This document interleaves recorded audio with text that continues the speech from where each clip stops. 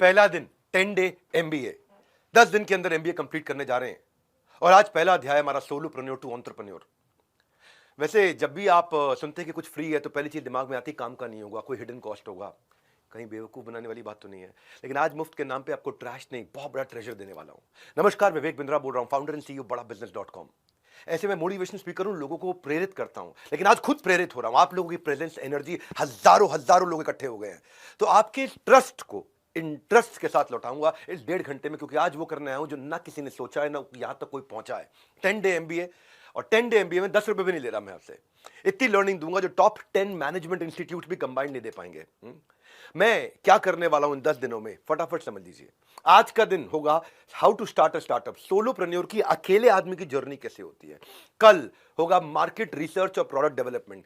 जब आप शुरू करने जा रहे हैं, धंधा बाजार में उतर रहे हैं, तो दूसरे दिन सीखेंगे पहले दिन अपने आप को तैयार कैसे करेंगे, मुझे क्या क्या करना है। तो पहले दिन मैं आगे पूरी जर्नी समझाऊंगा, आपकी 1000 दिन की जर्नी कैसी होगी।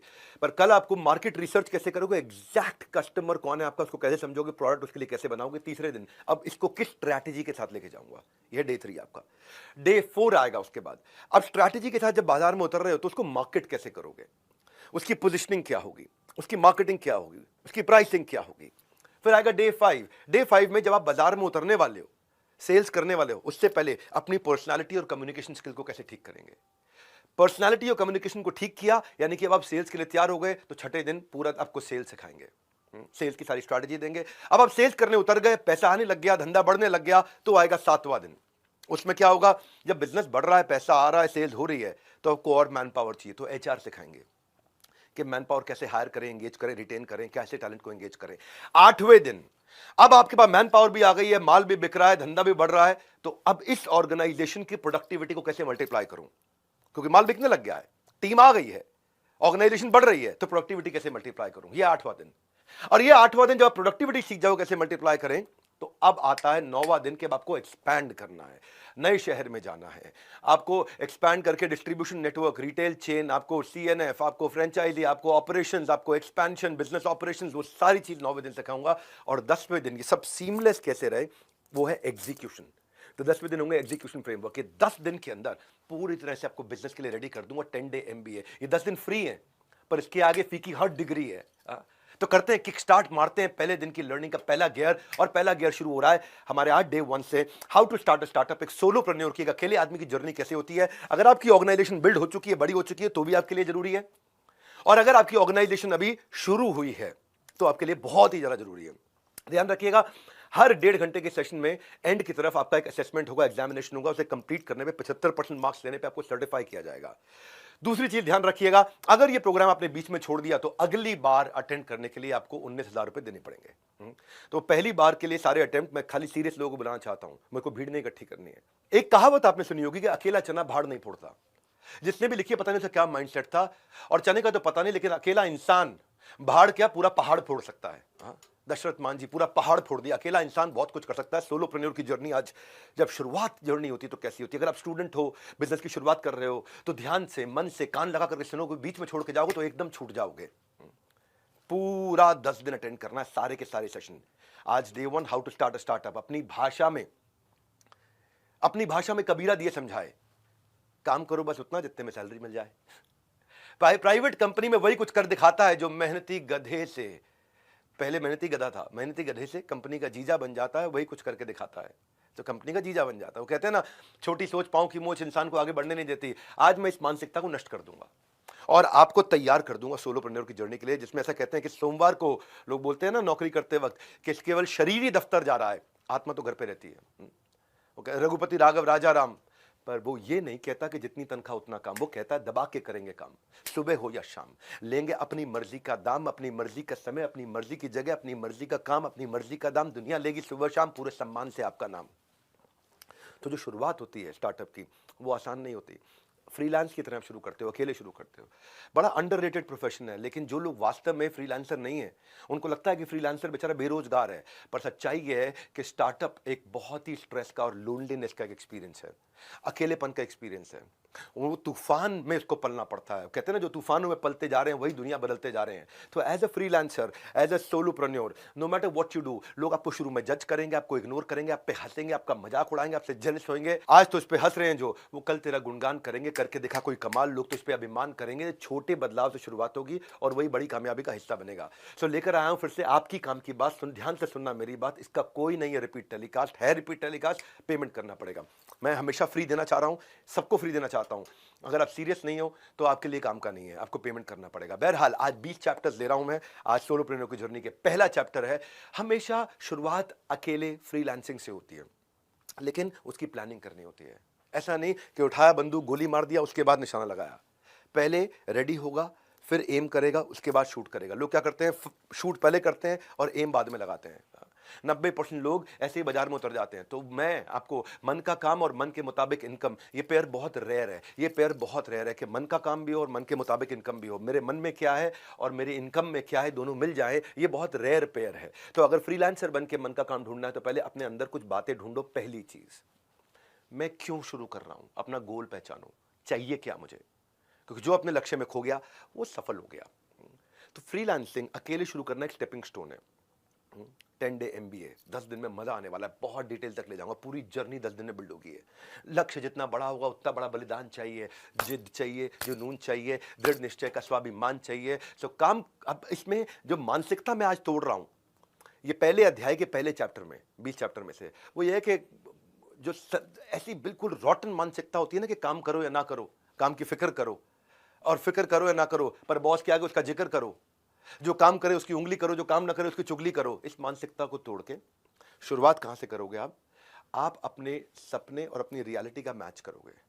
आपकी एस्पिरेशन और आपका एक्शन, मुझे जाना यहां है, तो उस दिशा का वेक्टर को डिसाइड करोगे, उस दिशा को तैयार करोगे। आप जब सपना देखोगे ना, मुश्किलें हजार आएंगी, लेकिन बहुत खूबसूरत वो दिन होगा जब कामयाबी शोर मचाएगी। दूसरी चीज ये देखो कि मेरी स्ट्रेंथ कहां पे है।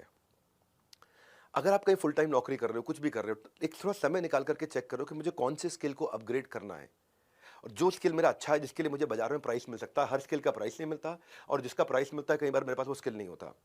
हाँ, तो कहाँ जाना है आपको स्किल बिल्डिंग के लिए, आपको किसके पांव छूने हैं, कहाँ सर झुकाना है, ये हुनर आपके अंदर आ जाए तभी आपका जमाना है। ज्ञान प्राप्त करने के लिए किसके पास जाना है, इसको थोड़ा सा समझना है।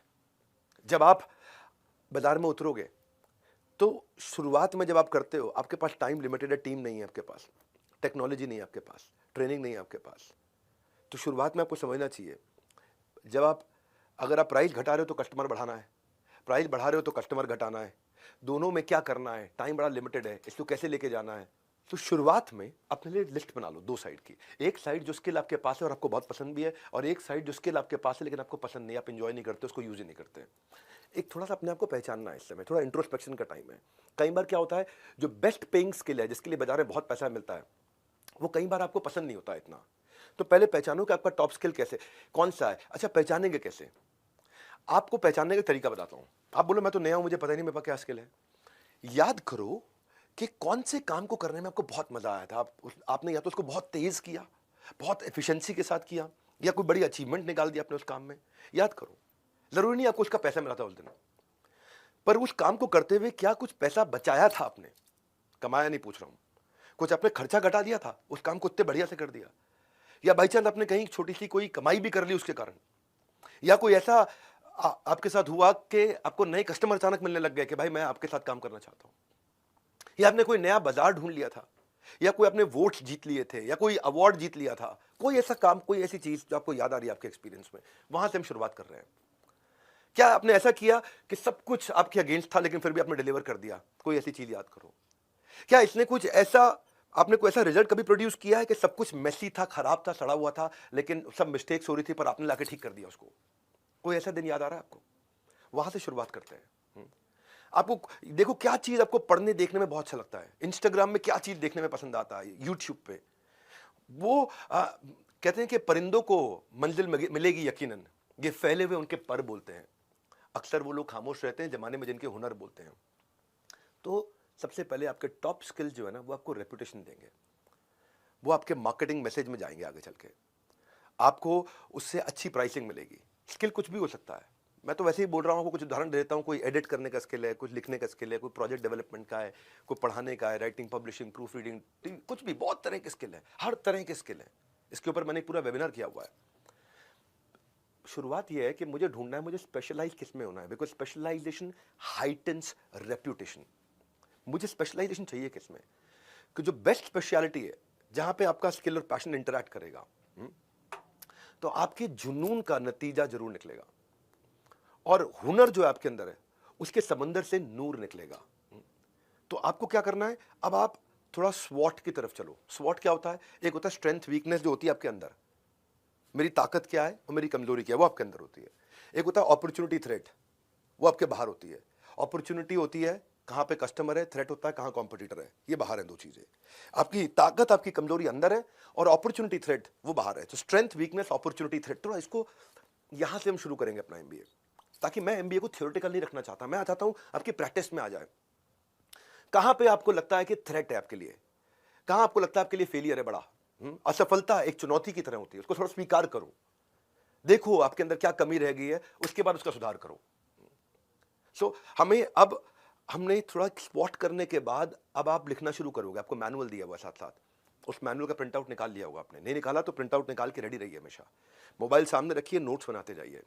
अब आपको देखना है कि मुझे इंप्रूव किसको करना है, क्योंकि ब्यूटी क्या है, इंटरनेट पे आपको आज बहुत कुछ मिल रहा है सीखने के लिए।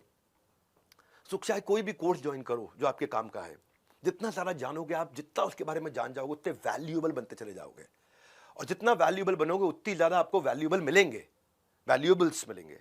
यानी कि आपका प्राइस आप इंक्रीज कर सकते हो with extra knowledge that you have. ये 10 डे प्रोग्राम जो मैं कर रहा हूं, ये वैसे अपने आप में परिपूर्ण है, संपूर्ण है, पर जैसे एमबीबीएस के बाद एमडी होती है, उसी तरह मेरे पास भी एमडी के लिए एडवांस प्रोग्राम्स भी हैं। मौका लगेगा तो बीच में बताऊंगा आपको इस 10 दिन के दौरान कि मैं एक प्रोग्राम लॉन्च किया, बीबी इम्पैक्ट, आउटकम ओरिएंटेड इम्पैक्ट। तो जो स्पेशलाइजेशन करना चाहते हैं, ये फ्री में 10 डे एमबी सारे करें, इसमें कोई कॉस्ट नहीं है, कोई हिडन कॉस्ट नहीं है, कुछ नहीं देना आपको। आपको बस पूरा अटेंड करके एग्जाम पास करना है और सर्टिफिकेट लेना है। इसके बाद अगर आपको और कुछ चाहिए, मुझसे सीखना चाहते हैं एंटरप्रेन्योरशिप, तो मैं आपको बीबी इम्पैक्ट के बारे में बताऊंगा। चलता हूं दूसरे अध्याय पे। अब आपने आइडेंटिफाई किया अगर कि मैं क्या करने वाला हूं, तो अब आपको एक छोटे ऑफिस की तैयारी करनी है। कोवर्किंग स्पेस होगा, क्या होगा, आपको क्या मंच, जहां से आप शुरुआत करने जा रहे हो। अपने घर के अंदर एक कमरा ले सकते हो, वहां शुरू कर सकते हो, बाहर जा सकते हो जहां पे आप ऑफिस का एनवायरनमेंट मिल जाए आपको। अपने हौसलों के बल पर हम अपनी प्रतिभा दिखा देंगे, भले कोई मंच ना दे हमको, हम अपना मंच खुद ही बना लेंगे। तो जब आप स्पेस लेने जा रहे हो, तो चेक करो आपका बजट आप अफोर्ड कर सकते हो। अकाउंटेंट, फाइनेंशियल एडवाइजर से अपनी बजटिंग कर लो साल भर की, के लिए अच्छे सीए के साथ बैठ करके, अच्छे क्या सिंपल से सीए के साथ में बैठ के साल भर की बजटिंग कर लो। मिनिमम डिपॉजिट अभी कितना चला जाएगा फ्रंट, क्योंकि कोई भी जगह रेंट पे लेते हो तो मिनिमम डिपॉजिट जाता है। और अगर आपको वो लीज कंटिन्यू नहीं करनी, अगर एग्जिट करना है, तो कितना पहले उसको एडवांस में नोटिस देना पड़ेगा, ताकि आपका पैसा कम से कम कटे। जितनी चीज़ें हो सके कोवर्किंग स्पेस से शुरू कर लो, कहीं से शुरू कर लो। शुरुआत में ज़्यादा खर्चा मत करो। जो चीज़ें हो सकती हैं शुरू में मैन पावर हायर मत करो, आउटसोर्स करो बिगिनिंग में। इंटेलिजेंट वेंडर से मिलो, जितने ज़्यादा वेंडर से मिलोगे उतना सिखा देंगे वेंडर आपको, उससे अगले वेंडर से नेगोशिएट करना आसान हो जाएगा। एक रूल बताता हूँ जिंदगी में, वेंडर आएगा अपने आप सिखा के जाएगा। जो चीज़ आपको नहीं आती, उस चीज़ के लिए 10 वेंडर बुला लो, 7 वेंडर बुला लो, 5 वेंडर बुला लो। वेंडर आएगा अपने आप हर चीज़ सिखा के जाएगा। वेंडर आपको इतना इंटेलिजेंट बना देगा कि अगले वेंडर के साथ आप पिछले वेंडर की स्ट्रेंथ और वीकनेस ढूंढ के अगले के साथ नेगोशिएट कर लोगे। आप अगर टेक सेवी नहीं हो, आपको लगता है मुझे टेक्नोलॉजी नहीं आती, कोई बात नहीं, वेंडर आएगा सिखा के जाएगा। और वही उन्हीं में से कोई एक ट्रबल शूटिंग वेंडर रख लो अपने साथ, जो आपकी सारी टेक्नोलॉजी का काम भी कर देगा।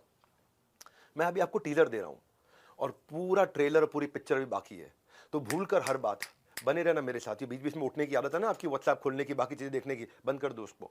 ढूंढने जाओ तो मार्केट में 1000 डुप्लीकेट चीजें पड़ी हैं। एडिडास का एबीबाज, बिस्लरी का बिलसेरी मिलता है, प्यूमा का पोमा मिलता है, ये सब सस्ती चीजें हैं। ये स्टूडेंट्स को अट्रैक्ट करती हैं, क्यों? क्योंकि सस्ता पड़ता है ना, जेब में पैसे नहीं होते हैं। पर मैं सस्ते में नहीं, बिल्कुल मुफ्त में दे रहा हूं, और नकली फर्स्ट कॉपी नहीं, बिल्कुल 100% ओरिजिनल कंटेंट दे रहा हूं। ना क्रैश कोर्स, ना शॉर्टकट। ये एमबीए का सक्सेस का हाईवे है। कम समझ के या कमजोर समझ के इसको ऐसा मत समझ लेना कि भाई कम दिन है तो कमजोर होगा। छोटी बुलेट होती है ना, वो बुलेट छोटी इंसान का शरीर फाड़ देती है। मैं उसी छोटी सी बुलेट में 10 दिन के अंदर इतनी स्पीड से आऊँ, इतनी स्पीड से पढ़ाऊंगा, लाइफ टाइम की लर्निंग छोड़ के जाऊंगा आपके लिए। अब मैं चलता हूं, आपको ऑफिस सेटअप की कुछ बेसिक बात करी, प्रायोरिटी मैनेजमेंट, तीसरा चैप्टर मेरा, 20 चैप्टर ले रहा हूं। प्रायोरिटी का मतलब है सब कुछ नहीं करना है, वही करना है जो आपके गोल स्टेटमेंट को कंट्रीब्यूट करता हो। हर रोज अपनी एक या दो बड़ी प्रायोरिटी डिफाइन करके चलनी है कि आज के दिन मैं ये अचीव करके छोड़ूंगा। हाँ, क्योंकि थॉट प्रोसेस अपना बदलो, लेजीनेस हटाओ अपनी। लेजीनेस कहां होती है? ज्यादा काम करने से मैं नहीं बोल रहा कि आप एफिशिएंट हो गए। प्रायोरिटी क्या है जो सबसे बड़ा इंपैक्ट लाएगी? नहीं तो क्या है, जो एम्प्लॉइज की क्या मेंटालिटी रहती है, कई बार काम करो, बने रहो पगला, काम करेगा अगला, बने रहो कूल, सैलरी मिलेगी फुल। ये सब मानसिकता को तोड़ेंगे। अपनी एक या दो प्रायोरिटी रोज की बनानी है। सिमिलर तरीके के नेचर के काम को इकट्ठा कर लो और रोज शाम को छोटा सा रिव्यू करो अपना कि आज मैंने क्या अचीव किया, अपने गोल के कितना नजदीक गया हूं मैं। बीच बीच में मैं क्या करता हूं, जब मैं लैपटॉप पे काम कर रहा होता हूं ना, अपनी प्रेजेंटेशन फाइनल करता हूं, तो मैं चार्जर हटा देता हूं लैपटॉप का कि इसकी बैटरी खत्म होने से पहले काम खत्म कर लूं। उससे क्या रहता है कि मेरी स्पीड बनी रहती है। अरे बैटरी खत्म होने वाली, जल्दी करो जल्दी करो। वाईफाई बंद कर देता हूं। क्यों वाईफाई बंद करता हूं? कोई नोटिफिकेशन ना आए, डिस्टर्ब ना करें। तो अपनी डेडलाइंस तो कमिट हो जाओ, प्रायोरिटी डिसाइड कर लो, टाइम ट्रैकर रखो अपने पास कि करंट में मैं कितना टाइम यूज कर रहा हूं और आइडियली मुझे कितने टाइम में खत्म करना चाहिए। आजकल इस काम को कितनी देर में करता हूं, करना कितनी देर में चाहिए। अपना टाइम ट्रैकर रखो अपने पास। पहले दिन ही बता रहा हूं आपको सोलोप्रेन्योर से कैसे खुद को बिल्ड करें। अगले 9 दिन में 9 टॉपिक दूंगा आपको आगे चल के। मैं आपको मार्केट रिसर्च, प्रोडक्ट डेवलपमेंट सब बताया मैंने आपको, पूरा का पूरा 9 दिन में पूरी जर्नी बिल्ड करूंगा। तो अब आपने एक अपने स्किल सेट को पहचाना, प्रायोरिटीज को पकड़ना शुरू किया, ऑफिस की तैयारी करनी शुरू करी। अभी कस्टमर को पहचानना है आपको, कस्टमर को सेगमेंट करना है। इसके ऊपर कल का पूरा 1.5 घंटा इसी पे है, मार्केट सेगमेंटेशन पे, कि मार्केट रिसर्च के ऊपर, प्रोडक्ट डेवलपमेंट के ऊपर। पर थोड़ा भी आप समझो कि स्टार्टअप की सक्सेस जो शुरुआत होती है ना, वो आपकी आंखों से नहीं, कस्टमर की आंखों से कैसा दिखता है उस तरह शुरुआत होती है। आपको कैसा दिखता है उस पर निर्भर नहीं करता, कस्टमर को कैसा दिखता है उस पर निर्भर करता है। उसके पर्सपेक्टिव से देखना पड़ता है। वो एंड यूजर जो है वो कैसे अप्लाई करेगा आपके प्रोडक्ट को, वो इस्तेमाल कैसे करेगा, उसको कहाँ कहाँ फायदा होगा, कहाँ कहाँ फंस सकता है। वो आपकी मार्केट की कैरेक्टरिस्टिक्स पहचानने हैं आपको। ये है मार्केट रिसर्च। आपको कौन पार्टनर्स मिल सकते हैं इसमें, इसका मार्केट साइज कितना बड़ा है, यहाँ पे कितना कस्टमर है, इसका कंपटीशन इस समय क्या बिहेव कर रहा है। तो अपनी मार्केट रिसर्च में अपने आपको नैरो डाउन करते जाओ, नैरो डाउन करते जाओ। सबको सेटिस्फाई नहीं करना शुरू में। स्टार्टअप ना लोगों को हायर करने से शुरू नहीं होता, या प्रोडक्ट बनाने से, डेवलपर से शुरू नहीं होता। स्टार्टअप होता है कि कस्टमर की एक अनमेट नीड को पकड़ लें, जिस नीड को अभी तक किसी ने पूरा नहीं किया, बस उतना ही करना है। सबको बेचना और सस्ता बेचना, ये दोनों गलत मानसिकता है। सब मेरे कस्टमर है, गलत मानसिकता है। सस्ता बेचना है, गलत मानसिकता है। सेलिंग टू एवरीवन और सेलिंग चीप, ये दोनों चीजें हटा करके आपको प्रीमियम कैसे प्राप्त होगा, इन 10 दिनों में आप इस एमबीए में सीखोगे, 10 डे एमबीए में। हर आदमी आपका कस्टमर नहीं होता है। कंसिस्टेंसी कॉस्ट है, इसमें बने रहना। इस प्रोग्राम में जो रोज आएगा वो रोजगार के लिए कभी धक्के नहीं खाएगा। तो आपको किताबी कीड़ा नहीं, बिजनेस का शेर बना दूंगा आपको मैं। तो ये कैसे करोगे आप, मार्केट में उतरोगे कैसे, एक इसकी क्या शुरुआत होगी कि मैं कैसे मार्केट रिसर्च करूंगा। पहले अपनी फोकस्ड पायलट मार्केट डिफाइन कर दो, बस लिख लेना वर्ड को, फोकस्ड पायलट मार्केट। हाँ, अगर आप अकेले शुरुआत कर रहे हैं, बिजनेस का आइडिया भले ही बढ़ाओ और शुरुआत छोटी रहनी चाहिए, हमेशा बहुत छोटे से शुरू करना चाहिए। मैं ऐसा क्यों बोल रहा हूं आपको समझाता हूं। स्ट्रैटेजी होनी चाहिए कि मैं छोटी मार्केट को पूरा जीत लूं, डोमिनेट कर लूं बड़ी मार्केट में घुसने से पहले, क्योंकि वहां पे छोटी मार्केट में जो गलती करोगे, गलतियां भी छोटी रहेंगी। जब पूरे देश में पहुंच जाओगे तो गलतियां पूरे देश में फैल जाती हैं आपकी। तो अपनी मार्केट को नैरो डाउन करते जाओ और इनिशियल प्रॉफिट्स बना लो, क्योंकि आप जितनी बड़ी मार्केट में उतरोगे उतने ज्यादा खर्चे करके आ जाओगे। तो मल्टीपल मार्केट सेगमेंट को जब आप इग्नोर करना सीख गए ना, कि मैं बस ये लोग हैं, ये रीजन है, ये प्रोफाइल है मेरे कस्टमर का, इन पे फोकस करना है, तो क्या करोगे आप वैल्यू क्रिएट करने लग जाओगे। अब वहां फोकस होगा, नहीं तो मैं इधर कैसे जाऊं, उधर कैसे जाऊं, यहां दुकान कैसे खोलूं, वहां कैसे पहुंचूं। छोटे एरिया को डोमिनेट करो, छोटी मिस्टेक्स करो शुरू में।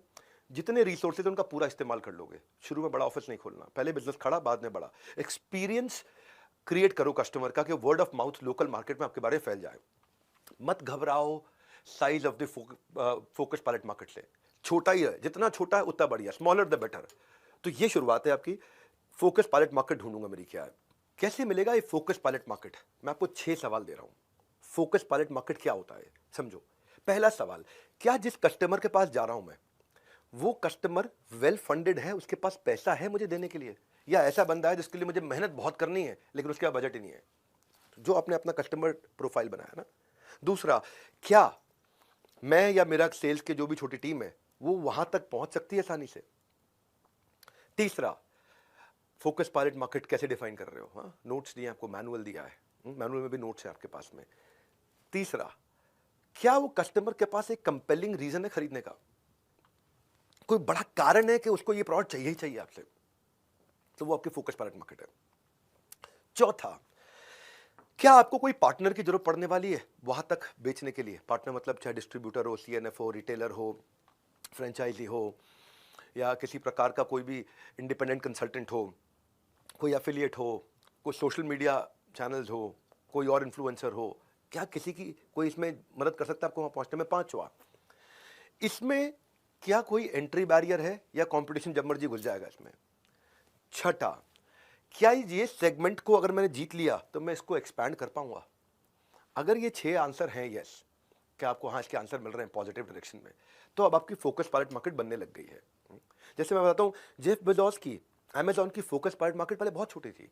एग्जाम्पल से सीखो आप, वो क्या फोकस पायलट मार्केट थी? खाली बुक्स, किताबें किताबें किताबें किताबें। 90s में चालू किया, किताबें बेचनी थी बस, खाली ऑनलाइन किताबें बेचते थे वो। तो अमेजॉन ने फोकस पायलट मार्केट को जीतने के बाद में एडजेसेंट कैटेगरी में एंटर किए थे, वो उसका फाउंडेशन बन गया था। उसके बाद दूसरी प्रोडक्ट कैटेगरी आई, इलेक्ट्रॉनिक आया, फैशन आया, ग्रोसरी आया, सब कुछ आया, मल्टी बिलियन डॉलर कंपनी हो गई अमेजॉन। लेकिन शुरू फोकस पायलट मार्केट से किया। टिंडर एक डेटिंग ऐप होती है, टिंडर ये 2012 में लॉन्च हुई, पर फोकस पायलट मार्केट क्या थी कि खाली वेस्ट कोस्ट के कॉलेज स्टूडेंट्स के साथ शुरू करेंगे और उनके साथ टेस्ट करके अपने प्रोडक्ट को इंप्रूव कर लेंगे। कॉलेज की पॉपुलेशन में टिंडर ने कॉलेज के ही बच्चों को हायर किया, कॉलेज कैंपस रिप्रेजेंटेटिव्स की तरह, और उनसे ऐप्स डाउनलोड कराई अपने पीयर्स में और बताया कि कॉलेज पार्टी ऑर्गेनाइज करेंगे, लेकिन अगर टिंडर ऐप है तो आप आ सकते हो, नहीं तो नहीं आ सकते। धीरे धीरे धीरे धीरे धीरे धीरे फोकस पायलट मार्केट के बाद में वो एक्सपैंड किया। हर ऑर्गेनाइजेशन करती है। एक जॉब सर्च की बड़ा प्रोमिनेंट पोर्टल है कॉल्ड लिंक्डइन, सब जानते हैं लिंक्डइन। लिंक्डइन ने शुरू में किस पे फोकस किया? जिसको नौकरी चाहिए? नहीं, जिसको नौकरी देनी है, यानी कि रिक्रूटर पे फोकस किया, यानी कि एचआर हेड पे फोकस किया। जितने ज्यादा रिक्रूटर आ गए, बाकी सब के सब जॉब ढूंढने वाले अपने आप पहुंच गए। तो उन्होंने एक फोकस पायलट मार्केट डिसाइड करी, बाद में पॉजिटिव वर्ड स्प्रेड हो जाता है। सो अभी मैं आपको पहली खुराक दे रहा हूं, लर्निंग की पूरी संजीवनी बूटी अभी दूंगा, थ्योरी में जो प्रैक्टिकल का तड़का लगाऊंगा, बहुत स्किल्स होंगे, ग्रेट, आपकी प्रोफाइल का बढ़ जाएगा वेट। 10 दिन रिजल्ट कंप्लीटली इन। तो ये जुड़े रहना मेरे साथ। परसोना पे चलते हैं, कहानी आगे बढ़ाते हैं कि कस्टमर का परसोना कैसे बनेगा। फोकस पायलट मार्केट का परसोना एक मिनी बायोग्राफी होती है रियल यूजर की। उसकी गोल, स्ट्रेंथ, पेन, मोटिवेशन क्या है मेरे कस्टमर के, वो कैसा सोचता है, उसका एक डिस्क्रिप्शन लिखो, उस कस्टमर का साइकोलॉजी लिखो उसकी, बाद में टेक्नोलॉजी बनाओगे। पहले साइकोलॉजी आएगी, फिर टेक्नोलॉजी आएगी। याद रखा करो मेरी बातों को, पहले साइकोलॉजी, बाद में टेक्नोलॉजी। टेक्नोलॉजी अब ऐप बनाने लगते हो, टेक्नोलॉजी बनाना शुरू करते हो, मोबाइल एप्लीकेशन बनाना, वेबसाइट, जो भी टेक्नोलॉजी था, पहले साइकोलॉजी पकड़ो कस्टमर की कि क्या उससे आपको आपका मार्केटिंग मैसेज समझ में आएगा, आपको समझ में आएगा इन्फ्लुएंसर बायर कंज्यूमर कौन है। ये नॉलेज का खजाना दे रहा हूँ, नॉलेज का खजाना। जाने का कोई एक्सक्यूज मत बनाना। 10 डे एमबीए, दाम नहीं है लेकिन दम बहुत है। इंटरनेट पर ढूंढने से आपको एमबीए का कभी ऐसा नहीं मिलेगा ज्ञान, इसीलिए पूरा प्रोग्राम अटेंड कीजिए, क्योंकि बाद में देने पड़ जाएंगे दाम। आप दूसरी बार नहीं आ सकते, दूसरी बार फ्री में नहीं आ सकते, मतलब आ तो सकते हो, फ्री में नहीं आ सकते, इसलिए पूरा अटेंड करना है। 5वां अध्याय आज का 20 में से, डिसीजन मेकिंग यूनिट। अब जो कस्टमर का आपने पर्सोना डिसाइड किया, उसमें डिसीजन लेता कौन है? वो खुद लेता है या उसके बिहाफ पे कोई और लेता है? अच्छा, अगर आप कहते हो नहीं नहीं वो डिसीजन खुद ही लेता है, तो उसके सेकेंडरी इन्फ्लुएंसर कौन है? तो वो किससे इन्फ्लुएंस होकर डिसीजन लेता है? क्या कोई मीडिया पब्लिकेशन पढ़ रहा है वो? क्या वो कोई बाहर के कॉन्ट्रैक्टर से मिलता है जो उसको, जैसे मान लो बिल्डिंग मटेरियल वाले हैं, ये कॉन्ट्रैक्टर्स के थ्रू माल बेचना चाहते हैं, सीमेंट वाले कॉन्ट्रैक्टर्स के थ्रू माल बेचना चाहते हैं, कंस्ट्रक्शन वाले कॉन्ट्रैक्टर्स के थ्रू माल बेचना चाहते हैं, या उससे कोई फ्रेंड्स एंड फैमिली है जो उसको इन्फ्लुएंस करते हैं, कोई इंडस्ट्री के ग्रुप्स हैं जो उसको इन्फ्लुएंस करते हैं, कोई वेबसाइट वो जाता है जो उसको इन्फ्लुएंस करती है, कोई ब्लॉग्स हैं, क्योंकि जिनके शब्दों में भाव होता है उनका बड़ा प्रभाव होता है। तो किसके पास वीटो पावर है, परचेजिंग डिपार्टमेंट किसके पास है, और सेकेंडरी इन्फ्लुएंसर कौन है? अपने आप से ना ये 3 सवाल पूछो कि मेरे कस्टमर के अलावा डिसीजन लेने में कौन लगा हुआ है साथ में। वो आपको आगे चल के बहुत मदद करेगा इस 10 दिन में। दूसरा सवाल, सबसे ज्यादा इन्फ्लुएंस इसके ऊपर किसका है? और तीसरा, कौन इस ट्रांजैक्शन को रोक सकता है? इसके बीच में कोई शकुनी तो नहीं है कहीं, मेरे और इसके बीच में, मेरे और मेरे कस्टमर के बीच में? हाँ, इनको अभी पहचान लेते हैं। बड़ा बहुत इनसाइट जनरेटिंग कंटेंट दे रहा हूँ, बड़ा प्रैक्टिकल कंटेंट दे रहा हूँ, एमबीए जो कि एप्लीकेशन में आएगा। मैं चलता हूँ मेरे 6ठे अध्याय पे, प्रोडक्ट डेवलपमेंट। अब आप प्रोडक्ट की तैयारी कर रहे हो, तो प्रोडक्ट कैसे बनाओगे? एक मिनिमम वायबल बिजनेस प्रोडक्ट बना दो, इसको बोलते हैं एमवीबीपी, मिनिमम वायबल बिजनेस प्रोडक्ट। शुरुआत छोटे से आराम से करो। अब उसके रूल क्या होने चाहिए? प्रोडक्ट बना रहे हो, आपको प्रोडक्ट है, सर्विस है, कुछ भी है, बाल काट रहे हो, वो भी प्रोडक्ट बोल रहा हूँ उसको मैं भी, कुछ भी है, प्रोडक्ट या सर्विस एक ही बात है। अगर मैं प्रोडक्ट बोल रहा हूँ मतलब आप सर्विस करना चाहते हो तो सर्विस भी मानी जाएगी उसमें। कोई भी सर्विस बेचने जा रहे हो अपनी, कंसल्टिंग बेचने जा रहे हो अपनी, कुछ भी बेचने जा रहे हो, सोलोप्रेन्योर शुरुआत कर रहे हो, तो देखो इसमें 3 चीज़ों का ध्यान रखो। पहली चीज़, कस्टमर को इससे वैल्यू क्या मिलेगी, क्या कस्टमर इसके लिए पे करने को तैयार होगा, और क्या मैं इतनी ट्रांजैक्शंस कर लूंगा कि मुझे फीडबैक का लूप मिलना शुरू हो जाएगा। उसको बोलते हैं मिनिमम वायबल बिजनेस प्रोडक्ट। इसके बारे में मैं डे 2 पे यानी कि कल शाम को बहुत डिटेल में बताऊंगा। ये बहुत डिटेल में जाएगा अभी। सारी चीजें काम की, सबका अपना मोल, सच्चा फायदा जो बताए वो सबसे ज्यादा अनमोल। हाँ। तो भैया ऐसा है, लर्निंग का डोज आपको लेना होगा हर रोज। ये बताता हूं कि अब मेरा जो नेक्स्ट चैप्टर आएगा वो बताएगा कि ब्रांड कैसे बनेंगे। नोट्स बनाते रहो। People will forget what you said, people will forget what you did, but they don't forget how do you make them feel. तो पहला स्टेप है कि कस्टमर को ब्रांड बनाते वक्त कस्टमर को फील कैसे किया जाए, वो अरे वाह कैसे बोले, कनेक्ट कैसे हो। तो अभी आप अकेले हो, अपना पोर्टफोलियो कैसे बनाओगे। जब मैं छोटा था, बचपन में बहुत छोटा था मैं, तो शक्तिमान प्रोग्राम आया करता था। वो घर में होता था, गंगाधर गल्ला दुकान शक्तिमान, घर पर गंगाधर। तो ये जो घर पर गंगाधर गल्ला दुकान शक्तिमान, क्या मतलब हुआ, उसकी अपनी उसका अपना एक प्रोफाइल है। अगर आप शुरू कर रहे हो ना, एक फुल पेज इमेज के साथ अपना पोर्टल, अपनी वेबसाइट बनाओ। बिल्डिंग पर्सनल ब्रांड बहुत इंपॉर्टेंट है, आसान नहीं है। आपके पास पोर्टफोलियो जो अपना बनाओगे, उसमें आप आपके स्किल्स, आपके टेस्टिमोनियल, आपके एक्कोलेड, आज तक क्या हुआ है, आपके कोई अवार्ड अचीवमेंट है, कोई केस स्टडी है, उस सबको वेब पे डालो। सबको सोशल मीडिया से कनेक्ट कर दो, वेबसाइट को सब जगह से अनाउंसमेंट करने शुरू कर दो that you're open for business. Email करो अपने दोस्तों को, उनको पर्सनल अपडेट देना शुरू करो that now you're what are you up to, क्या करने वाले हो। आजकल पिछले कुछ सालों में फेसबुक ग्रुप्स बहुत पॉपुलर हो गए हैं। उनकी पॉपुलैरिटी हो गई इंटरेस्ट के हिसाब से, कैटेगरी वाइज ग्रुप्स बन गए हैं। तो सोशल मीडिया पे लोगों को आपको इंप्रेस नहीं करना, देखो मुझको नहीं, इंपैक्ट करना है। अपने आप को जब इंट्रोड्यूस करोगे, ऐसे इंट्रोड्यूस मत करो मैं कुछ बेचने आया हूं, आप बताओ मैं कैसे आपकी मदद कर सकता हूं। शुरुआत आपको ऐसे ही करनी है। लोग कुछ सवाल पूछे तो उनको आंसर करो, बी हेल्पफुल, बिल्ड रिलेशनशिप। खाली ये नहीं कि आप डोंट पोस्ट लिंक के हायर मी। लोगों को दिखाओ कि आप एक्सपर्ट हो इस एरिया में। इसमें अपना पोर्टफोलियो बनाओ, अपने एग्जाम्पल दो अपने पोर्टफोलियो के अंदर कि आप क्या क्या करते हो, कैसे कैसे आप समस्याएं सॉल्व करते हो, अपनी सर्विसेज अपने कॉन्टैक्ट फॉर्म के साथ, ताकि लोग आपको साथ टच बेस कर सकें, मिल सकें, जुड़ सकें। तो जब अपनी वेबसाइट ये बनाओगे तो अपनी बड़ी लार्जर देन लाइफ एक इमेज डालो, बड़ी फोटोग्राफ डालो, बड़े साइज की फोटोग्राफ, लगना चाहिए कोई बड़ा ब्रांड है ये। खुद को आप ब्रांड नहीं फील करोगे तो कोई और आपके बारे में कभी फील नहीं करेगा। अगर आपका पोर्टफोलियो है ये प्रोफेशनल लगेगा, शुरुआत से प्रोफेशनल लग जाओगे। अनप्रोफेशनल फ्रीलांसर्स के बीच में आपकी पहले से ही एक साख बननी शुरू हो जाएगी। It will make you stand out. हाँ, ये दिखाएगा कि आप सीरियस हो अपने बिजनेस के बारे में। Portfolio is everything here, promises are nothing. ये सब प्रेजेंटेशन की बात है। आपका बिजनेस कार्ड भी आप दोगे तो digital business, virtual business cards बनाओ, उसमें बड़ा क्लियरली लिखो कि आप कौन हो, आपकी यूनिक वैल्यू क्या है, क्या यूनिक वैल्यू है, और आपका कॉन्टैक्ट डिटेल्स कैसे हैं। Excellent presentation get sold without hesitation, कोई हेजिटेशन नहीं होगी एक्सीलेंट प्रेजेंटेशन में। तो ये जो 10 डे MBA प्रोग्राम है ना, ये आउटकम ओरिएंटेड है, फ्री है, फास्टेस्ट है, फर्स्ट ऑफ इट्स काइंड है। All I need is a discipline mind. बस आप डिसिप्लिन रहना मेरे साथ में। यूनिवर्सिटी से MBA बेच कर अपना बिजनेस बनाया है, मैं बेचने नहीं, बेचना सिखाने आया हूँ। तो आपको 18 दिन के युद्ध में, जैसे कृष्ण ने अर्जुन को गीता का ज्ञान दिया था ना 18 दिन के युद्ध में, वैसे 10 दिन में मैं आपको बिजनेस के कुरुक्षेत्र में रेडी कर दूंगा। दिन बस 10 है। मेरे सालों की लर्निंग का ये एक रस है, निचोड़ देने जा रहा हूं आपको। अब जो नेक्स्ट चैप्टर है मेरा, कोई बिजनेस 3 वजह से चलता है। वो 3 वजह कौन सी होती है? Customer, customer, customer. लेकिन कस्टमर को लाने में कष्ट बहुत है, मैं आसान करता हूं उसको। ये पूरा अध्याय आपके बड़े काम का है। मैं बहुत स्पीड से बहुत सारे टिप्स देने वाला हूं कि कस्टमर मिलेगा कैसे। पर शुरुआत में बहुत ज्यादा कस्टमर के पीछे मत भागना। इतने ही कस्टमर लेना अगर बिजनेस शुरू किया है तो, जितने आप हैंडल कर पाओ, उल्टा दिक्कत ना हो जाए। मेरे एक्सपीरियंस है, मैं जितने भी फ्रीलांसर से मिला हूं या जिसने बिजनेस शुरू किया है, अगर उनसे पूछो सबसे बड़ी प्रॉब्लम क्या है, तो उनके बिजनेस की सबसे बड़ी एक ही प्रॉब्लम है कि कस्टमर ढूंढूंगा कैसे। पर रूल क्या है? You don't get paid for the time you spend, you get paid for the value you create. जो समय आप लगाते हो उसका पैसा नहीं मिलता है, जो वैल्यू आप क्रिएट करते हो उसके लिए पैसा मिलता है। तो मैं आपको 4 इंट्रोस्पेक्टिंग क्वेश्चन पूछता हूं। पहला, कस्टमर आपके ब्रांड के बारे में जानेगा कैसे? जहां पे जानेगा वहां पहुंचना पड़ेगा आपको। दूसरा, कस्टमर आपके प्रोडक्ट को कैसे एनालाइज करेगा खरीदने से पहले? क्या उसके पास कोई तरीका है एक्सपीरियंस करने का खरीदने से पहले? ये जो सवाल है काम आएंगे, मैनुअल में लिखे मैं आपके पास में, इन सवालों के जवाब लिखना, ब्रेनस्टॉर्म करना। तीसरा, कस्टमर का आपसे माल खरीदने का तरीका, जर्नी क्या है, किस तरह से खरीदेगा, ऑनलाइन खरीदेगा, ऑफलाइन खरीदेगा, दुकान से खरीदेगा, कहां से खरीदेगा। चौथा, क्या कस्टमर इसके लिए पैसा देने को तुरंत तैयार है? So customer doesn't care how much you know, he knows how much you care, he doesn't care how much you know, he knows how much you care. यानी कि उसको ये परवाह नहीं कि आपको ज्ञान कितना है, लेकिन उसके पास ये ज्ञान है कि आपको उसकी परवाह कितनी है।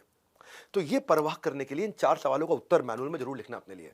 इतनी वैल्यूएबल मैनुअल दिया ना मैंने साथ में आपको कि वीडियो तो दोबारा नहीं मिलेगा देखने को आपको, लेकिन मैनुअल आपके पास रह गया ना, उसमें नोट्स हैं आपके पास में। तो जब कंज्यूमर एम्पैथी का एक उदाहरण देता हूं, आप बोल सकते हो कि मेरी स्पेशलिटी में बड़ा डिटेल ओरिएंटेड फ्रीलांस एनिमेटर हूं उस पूरे शहर में। पर कस्टमर क्या कह रहा है, मुझको डिटेल ओरिएंटेड नहीं चाहिए, मुझे चाहिए फास्ट नॉट परफेक्ट। सो अब यू विल क्विकली बिकम, अगर आपने ये सोचा ना कि मैं बड़ा डिटेल ओरिएंटेड हूं, मैं फास्ट नहीं हूं, मैं परफेक्ट हूं, कस्टमर कह रहा है मुझे चाहिए फास्ट परफेक्ट नहीं चाहिए, तो क्या होगा, आप जल्दी ही बहुत डिटेल ओरिएंटेड बेरोजगार फ्रीलांसर बन जाएंगे। आपको ये समझना है कि जो आपका कस्टमर है उसको स्पीड चाहिए या उसको एफिशिएंसी चाहिए या उसको एक्यूरेसी चाहिए या उसको ब्यूटी चाहिए, उसके लिए इंपॉर्टेंट क्या है, या उसको ड्यूरेबिलिटी चाहिए या उसको लग्जरी चाहिए या उसको अफोर्डेबिलिटी चाहिए, उसको सिंप्लिसिटी चाहिए, उसको अच्छी हेल्थ चाहिए, उसको चाहिए क्या आपके कस्टमर को, उसके लिए इंपॉर्टेंट क्या है, उसको सिक्योरिटी चाहिए, उसको रिलायबिलिटी चाहिए, उसको प्रॉफिटेबिलिटी चाहिए, वो क्या सोचता है। ये चैप्टर इसी के ऊपर है। अब जब आप कस्टमर आपको लाना है और आपने शुरू किया, आपके पास वो तरीका नहीं है, नेटवर्किंग करो, प्रोफेशनल एसोसिएशन ज्वाइन करो, इवेंट ज्वाइन करो, छोटी छोटी टॉक्स दो अपने टॉपिक के बारे में, keep showing up, people will start welcoming you. पहले दिन आपको रास्ता नहीं दिख रहा मतलब ये नहीं कि वहां नहीं पहुंचोगे, जहां तक रास्ता दिख रहा चालू करो। हा? अपना माइंडसेट चेंज करो, from what can I get से what can I give. What can I get नहीं रखना, मैं क्या इससे ले सकता हूं, नहीं मैं इसको क्या दे सकता हूं। So don't be one of दोस्त जो खाली तभी फोन करते हैं जब उनको कुछ चाहिए। वो वाले नेटवर्कर भी होते हैं जो नेटवर्किंग करते हैं इसीलिए। तो अपने जो भी एग्जिस्टिंग नेटवर्क है अभी आपका, आसपास खास में घुस जाओ। जो भी आपके सर्कल में हो सकता है, किसी को सर्विसेज की जरूरत हो, आपका क्लासमेट हो सकता है, ओल्ड कलीग हो सकता है, कोई प्रोफेसर हो सकता है, कोई टीचर हो सकता है, कोई पुराना बॉस हो सकता है, कॉन्वर्सेशन शुरू करो, केवल अपने बारे में बात मत करो और कॉन्टैक्ट एक्सचेंज करने का मौका मत छोड़ना, ताकि इवेंट के बाद आप उसके टच में रह सको। सीधा अपना don't ask for the job straight, talk about कि आप कैसे मदद कर सकते हो, उनसे टच में रहो, क्रीपी मत बनो। और खास तौर से जिससे भी आप मिल रहे हो, अगले दिन उसको लिंक्डइन पे नाइस टू मीट यू एक नोट भेजो। और nice to meet you note में देखो, आप ये भी देखना कि हर एक के पीछे नहीं भागना, अपने प्रोस्पेक्ट को चूज करो। ये ध्यान से रखो कि बिजनेस, प्रोफेशन, इंडस्ट्री, कंपनी, कौन किसको आपकी जरूरत पड़ने वाली, उसकी लिस्ट बनाओ, रैंक दो उनको, आइडियल कैंडिडेट का टॉप से लेकर के डाउन तक एक रैंकिंग दो। यार ये सबसे ज्यादा आइडियल कैंडिडेट है मेरे लिए, ये मेरी स्किल के साथ फिटमेंट है, इसकी बहुत अच्छी फिटमेंट है, इनका पे स्केल है, ये मुझे पैसा दे सकते हैं। कुछ होते हैं बिग स्टेबल ऑर्गेनाइजेशन, कुछ होती है मिड साइज बहुत बिजी आगे बढ़ना चाहते हैं, कुछ होती है एकदम स्टार्टअप अभी ग्रो करना है उनको, उनकी रेपुटेशन क्या है, तो वो कहां जाता है कस्टमर, वो क्या कौन सी ऑर्गेनाइजेशन ज्वाइन करता है, वेबसाइट, ब्लॉग क्या देखता है, क्या पढ़ता है। तो ये जब आप करते हो तो अब अपनी प्रेजेंटेशन में ऑब्सेस मत हो जाओ कि मैं कैसे, मैं पूरी स्क्रिप्ट रट के जाऊंगा, रट के मत जाऊं। बस वर्बल मिररिंग करने की जरूरत नहीं है, आपको खाली बस अपने आप को रेडी करके जाना है कि आपके पास अपना पूरा ज्ञान होना चाहिए। और प्रेजेंटेशन के बाद में फॉलो अप करना मत मिस करो, ये मैं सब सेल्स वाले दिन बहुत डिटेल में समझाऊंगा। रितेश अग्रवाल जो है ना ओयो के, पहली फंडिंग के लिए उन्होंने एक इन्वेस्टर का 32 बार फॉलो अप किया था, इसको बोलते हैं फॉलो अप का भूत। क्या तरीका क्या था, would you mind if I checked with you periodically, बस ऐसे ही पूछा था उन्होंने। क्या आप बुरा तो नहीं मानोगे अगर मैं आपसे रेगुलरली पीरियोडिकली आपसे फॉलो अप कर लूं। उसने कहा नहीं कोई बात नहीं, कर लेना मैसेज। क्योंकि अगर आप ऐसी बाल्टी में पानी भर रहे हो जिसमें छेद है, तो जितना मर्जी पानी भर लो सारा पानी निकल जाएगा। तो जब फॉलो अप के 3 स्टेप होते हैं। पहला स्टेप क्या है, जब आप घर जाओ, घर जाते ही जो आपकी बातचीत हुई है उसके साथ में उसके बिजनेस कार्ड पे अपने नोट्स जरूर बना लो। दूसरा, जो भी कॉन्टैक्ट लिस्ट है उसमें नोट्स ऐड कर लो। और तीसरा, आप उसको एक ईमेल करो या मैसेज करो कि आपने उससे क्या सीखा, आपका पॉजिटिव एक्सपीरियंस क्या रहा। बस ये यहां से शुरू करो, इतना शुरू करो कि what was your positive experience about him, what did you learn from him, वो लिखो, एकदम कनेक्ट हो जाएगा। पता होना चाहिए आपको एंटिसिपेटरी कंटेंट, जो काम का कंटेंट है उसके लिए। हाँ। और अगर आप देख रहे हो बिल्कुल जवाब नहीं दे रहा, कभी जवाब नहीं दे रहा, तो then you can stop also, certainly stop. अगर वो बोल देता है कि मेरे से बात मत करो, मुझे कॉल मत करो, तो एकदम रुक जाओ। अब इस सबका आपको ट्रैक रखना है, शुरुआत है ना बिजनेस की, तो फ्री टूल्स मिल जाएंगे इसको ट्रैक रखने के लिए। आप ऐसे नहीं कर पा रहे हो, फ्री टूल्स सीआरएम के मिल जाएंगे आपको, जहां पे आप अपनी कॉन्वर्सेशन को ट्रैक कर सकोगे कि पिछली बारी क्या बात हुई है, नोट्स बना दो वहीं पर। एक सिस्टम मिल जाएंगे आपको, फ्री सीआरएम के टूल्स मिल जाएंगे, क्योंकि आप सोलोप्रेन्योर हो, शुरुआत कर रहे हो। और वहां पे आप मेंटेन कर सकते हो, जैसे अपने फाइनेंशियल रिकॉर्ड्स मेंटेन करते हो, वैसे ये आपके टाइम और एनर्जी का इन्वेस्टमेंट रिकॉर्ड है। तो बिल गेट्स कहते हैं कि आप कैसे इंफॉर्मेशन को गैदर और मैनेज करते हो वो डिटरमिन करेगा कि आप जीतोगे कि हारोगे। सो इस केस के लिए अब आपको अब ये करते वक्त सीआरएम में और लोगों को पास जाने में कंसिस्टेंसी रखनी है।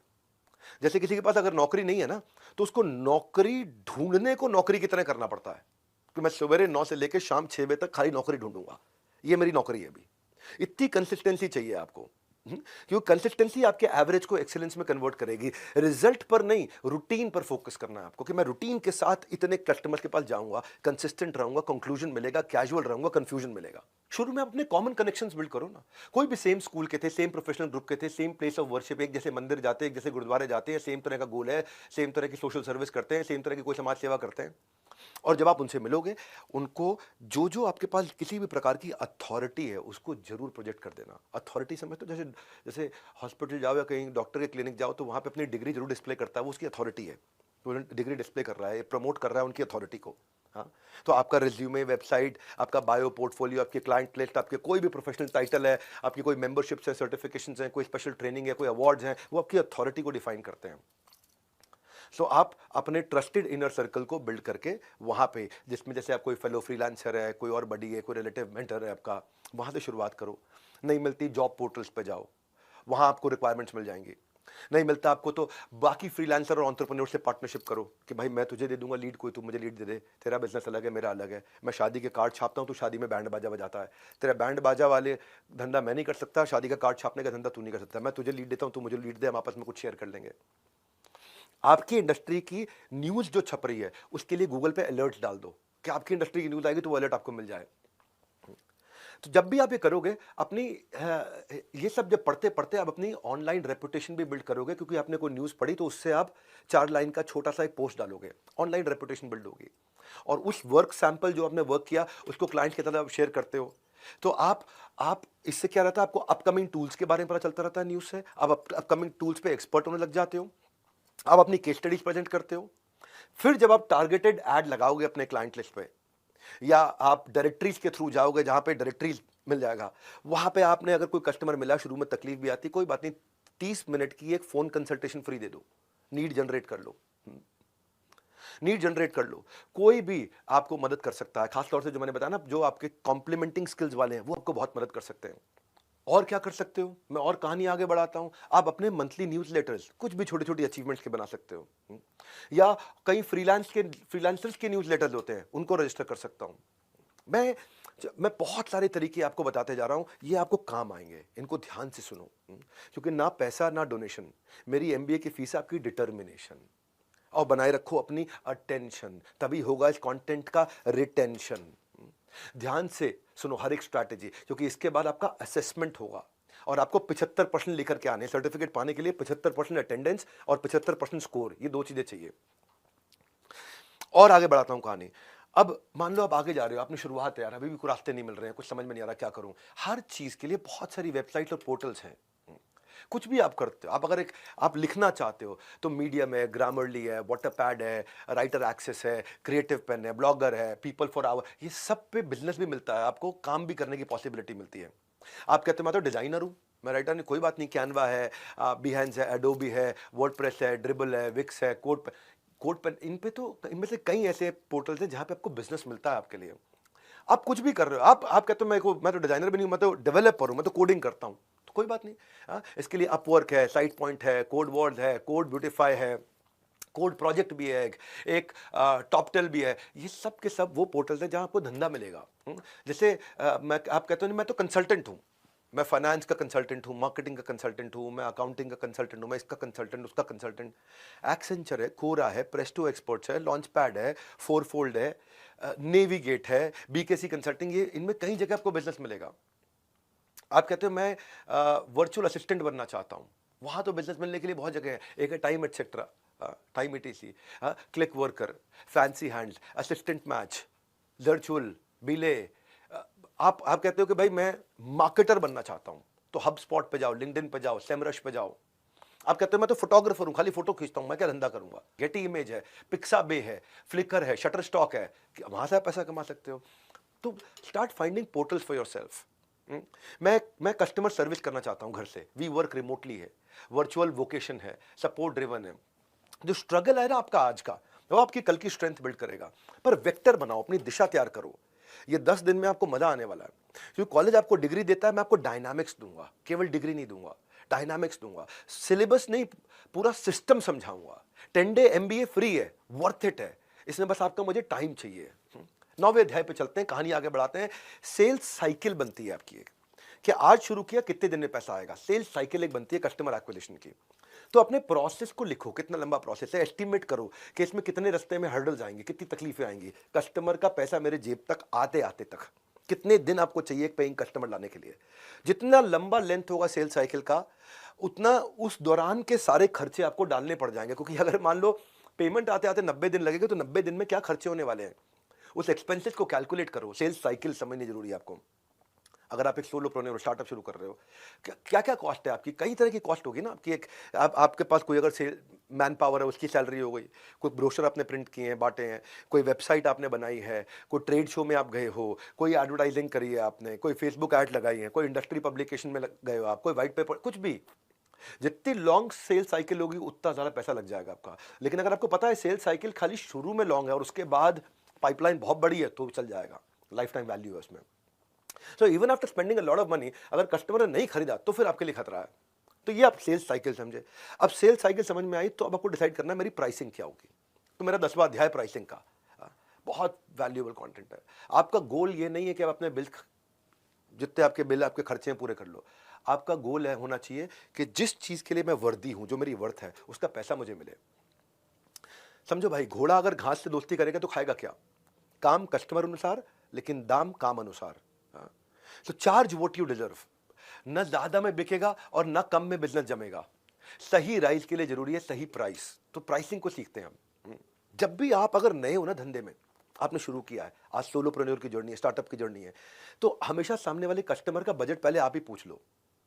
उसको बंडल प्राइस के साथ शुरू करो, फिर इंडिविजुअल प्राइस पे लेके आना। अगर कम करना है तो बंडल प्राइस से चालू करो। अपने आप को कंसल्टेंट की तरह जब पोजीशन करोगे ना, तो ऐसा नहीं है कि मैं यार फ्यूचर में काम मिलेगा उसकी होप में आज ही प्राइस कम कर दूं। नहीं, वो करना भी पड़े तो बहुत छोटा सा टेस्टिमोनियल के लिए कर दो, ताकि आपका प्रोफाइल मजबूत बन जाए। तो और कई बार अगर आपके काम कस्टमर को पसंद नहीं आया, तो वो कहेगा इसको रिवाइज करो, उसको दोबारा ठीक करो, दोबारा ठीक करो। ट्राई मारना कि जो रिवीजन है उसका बजट अलग बनवा देना उससे। ये भी तय करने का, लॉन्ग टर्म कॉन्ट्रैक्ट बन रहा है तो तय कर लेना कि मैं 5%, 10% हर 3 महीने, 6 महीने, 1 साल में बढ़ाऊंगा प्राइस। ये चीजें मैं आपको एक्सपीरियंस से बता रहा हूं आज। ये चीजें आपको बता रहा हूं कि शुरुआत कैसे होती है। पहले 1000 दिन की जर्नी में पहले 100 दिन कैसे जाएंगे आपके। अगर ना बोलना पड़े तो कस्टमर को ना बोलना चाहिए। शुरू में सुनना सीखो, हाँ, ज्यादा बात नहीं करना। और देखिए, एक चीज आपको समझाता हूं आपको मैं, क्योंकि इसने मुझे 2 साल तक बिजनेस देना है तो कम पैसे लगाता हूं, नहीं। एक बात बताता हूं आपको, एक नया रूल समझाता हूं। 2 साल तक कम पैसे मिलने से ज्यादा अच्छा है कि 4 महीने में, 3 महीने में बहुत ज्यादा पैसे ले लो। आप क्या करो, शॉर्टर डे और हायर रेट ले लो। उससे क्या होगा, आज अपफ्रंट पैसा आना शुरू हो जाएगा, आपके पास कैश फ्लो अच्छे हो जाएंगे। कभी अगर दोनों में कंपेयर करना हो ना, और 4 महीने, 3 महीने का काम हो वर्सेस 1 साल का काम हो, और 3 महीने में आपको अच्छा पैसा मिल जाए, और बहुत कम करके 1 साल में बांट के टुकड़ों में लेने से अच्छा है कि शुरुआत में कैश फ्लो कैसे मेरे मजबूत रहेंगे। आज अगर अपफ्रंट पैसा आ गया, मैं मजबूत हो जाऊंगा, मैं कॉन्फिडेंट हो जाऊंगा बिजनेस करने के लिए। पहले 100 दिन में पैसा और कस्टमर, 2 चीजें चाहिए होती हैं आपको। तो आप वैल्यू बेस्ड प्राइसिंग कैसे होती है वो आपको समझाता हूं। अपने फी स्ट्रक्चर को प्लान करो। कभी आप पर आवर भी कैलकुलेट करना चलेगा आपकी इंडस्ट्री में, या पर डे चलेगा, या पर यूनिट चलेगा, हाँ, जो आउटपुट दे रहे हो आप, या प्रोजेक्ट कंप्लीट करने पे चलेगा पैसा, या मिनिमम अमाउंट के साथ भी चलेगा, एमजी ले लिया आपने उससे, या परसेंटेज ऑफ प्रॉफिट चलेगा कि मैंने उसका धंधा बढ़ा दिया, उसके प्रॉफिट में परसेंटेज ले लूं। तो आप अपने जो फी स्ट्रक्चर को कैलकुलेट करोगे, शुरुआत में समझ में नहीं आता मैं कौन सा करूं, तो बिलेबल टाइम देख लो, हाँ, या फिर ओवरहेड एक्सपेंसेस और अपने प्रॉफिट मार्जिन को कंसीडर करो। पर हमेशा अपना लोएस्ट प्राइस दिमाग में क्लियर रख के जाना कि इसके नीचे नहीं जाऊंगा, हाँ, ये मेरा लोएस्ट प्राइस है। अपने बेंचमार्क, अपने रेट इंडस्ट्री में पकड़ के अपने लोएस्ट प्राइस को पकड़ के चलो। तो इसके लिए आपको कई बार अपनी न्यूमेरिकल वर्थ कैलकुलेट करनी आनी चाहिए, वो भी आपको समझाता हूं मैं। न्यूमेरिकल वर्थ कैलकुलेट करने से पहले अपनी कॉस्टिंग अंदर एक यूनिट की कितनी पड़ रही है, और बाजार में मेरे अगेंस्ट ऑप्शंस क्या अवेलेबल है, इनको पकड़ के चलना है आपको। अगर आप इनोवेटर हैं कोई, और कोई आप ऐसी चीज ले आए हैं जो बाजार में अवेलेबल नहीं है, और आप जल्दी शुरू में ले आए हैं, तो इस समय पूरा प्राइस चार्ज करो। बाद में प्राइस जब और लोग बाजार में उतर जाएंगे तब प्राइस कम करो।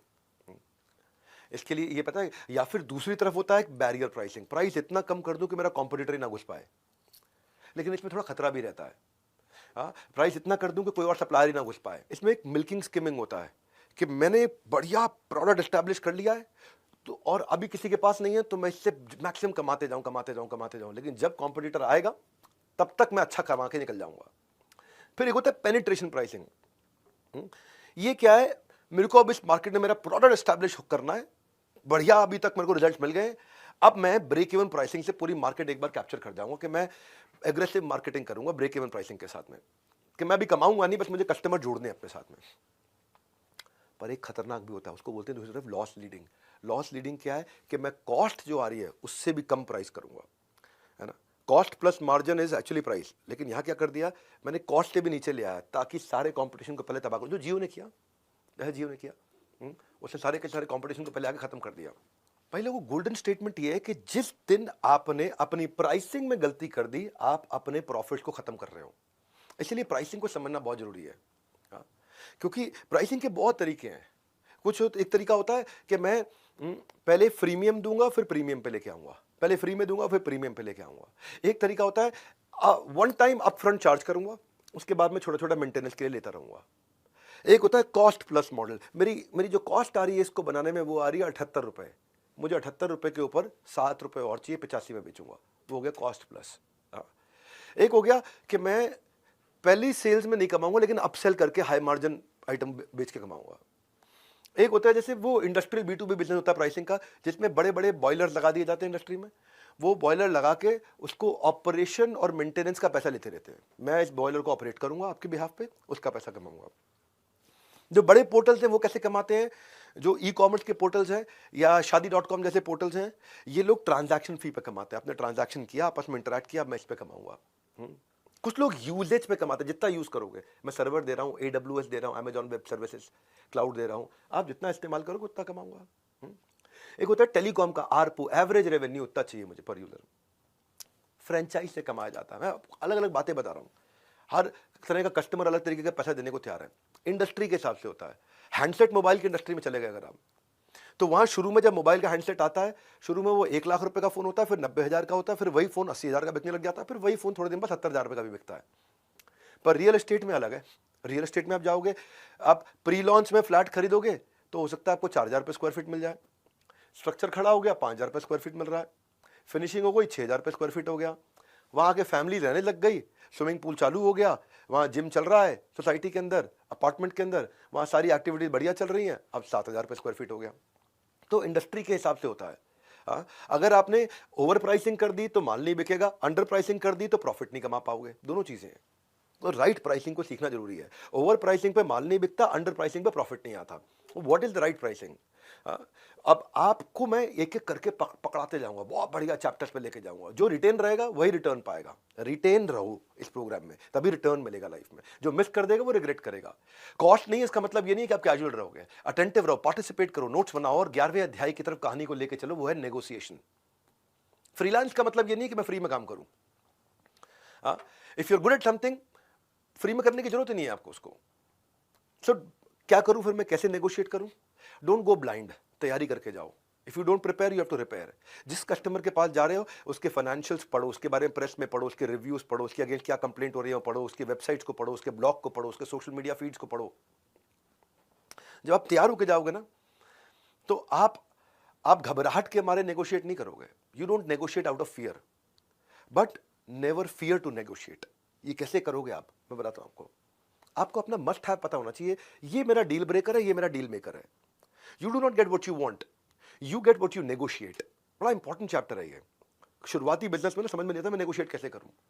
अपने प्राइस को नीचे करने से पहले 2 बार 3 बार सोच लेना। बहुत ज्यादा फ्लेक्सिबिलिटी दिखाओगे ना प्राइस में, तो आपकी क्लियर वैल्यू नहीं दिखाई पड़ेगी उसको।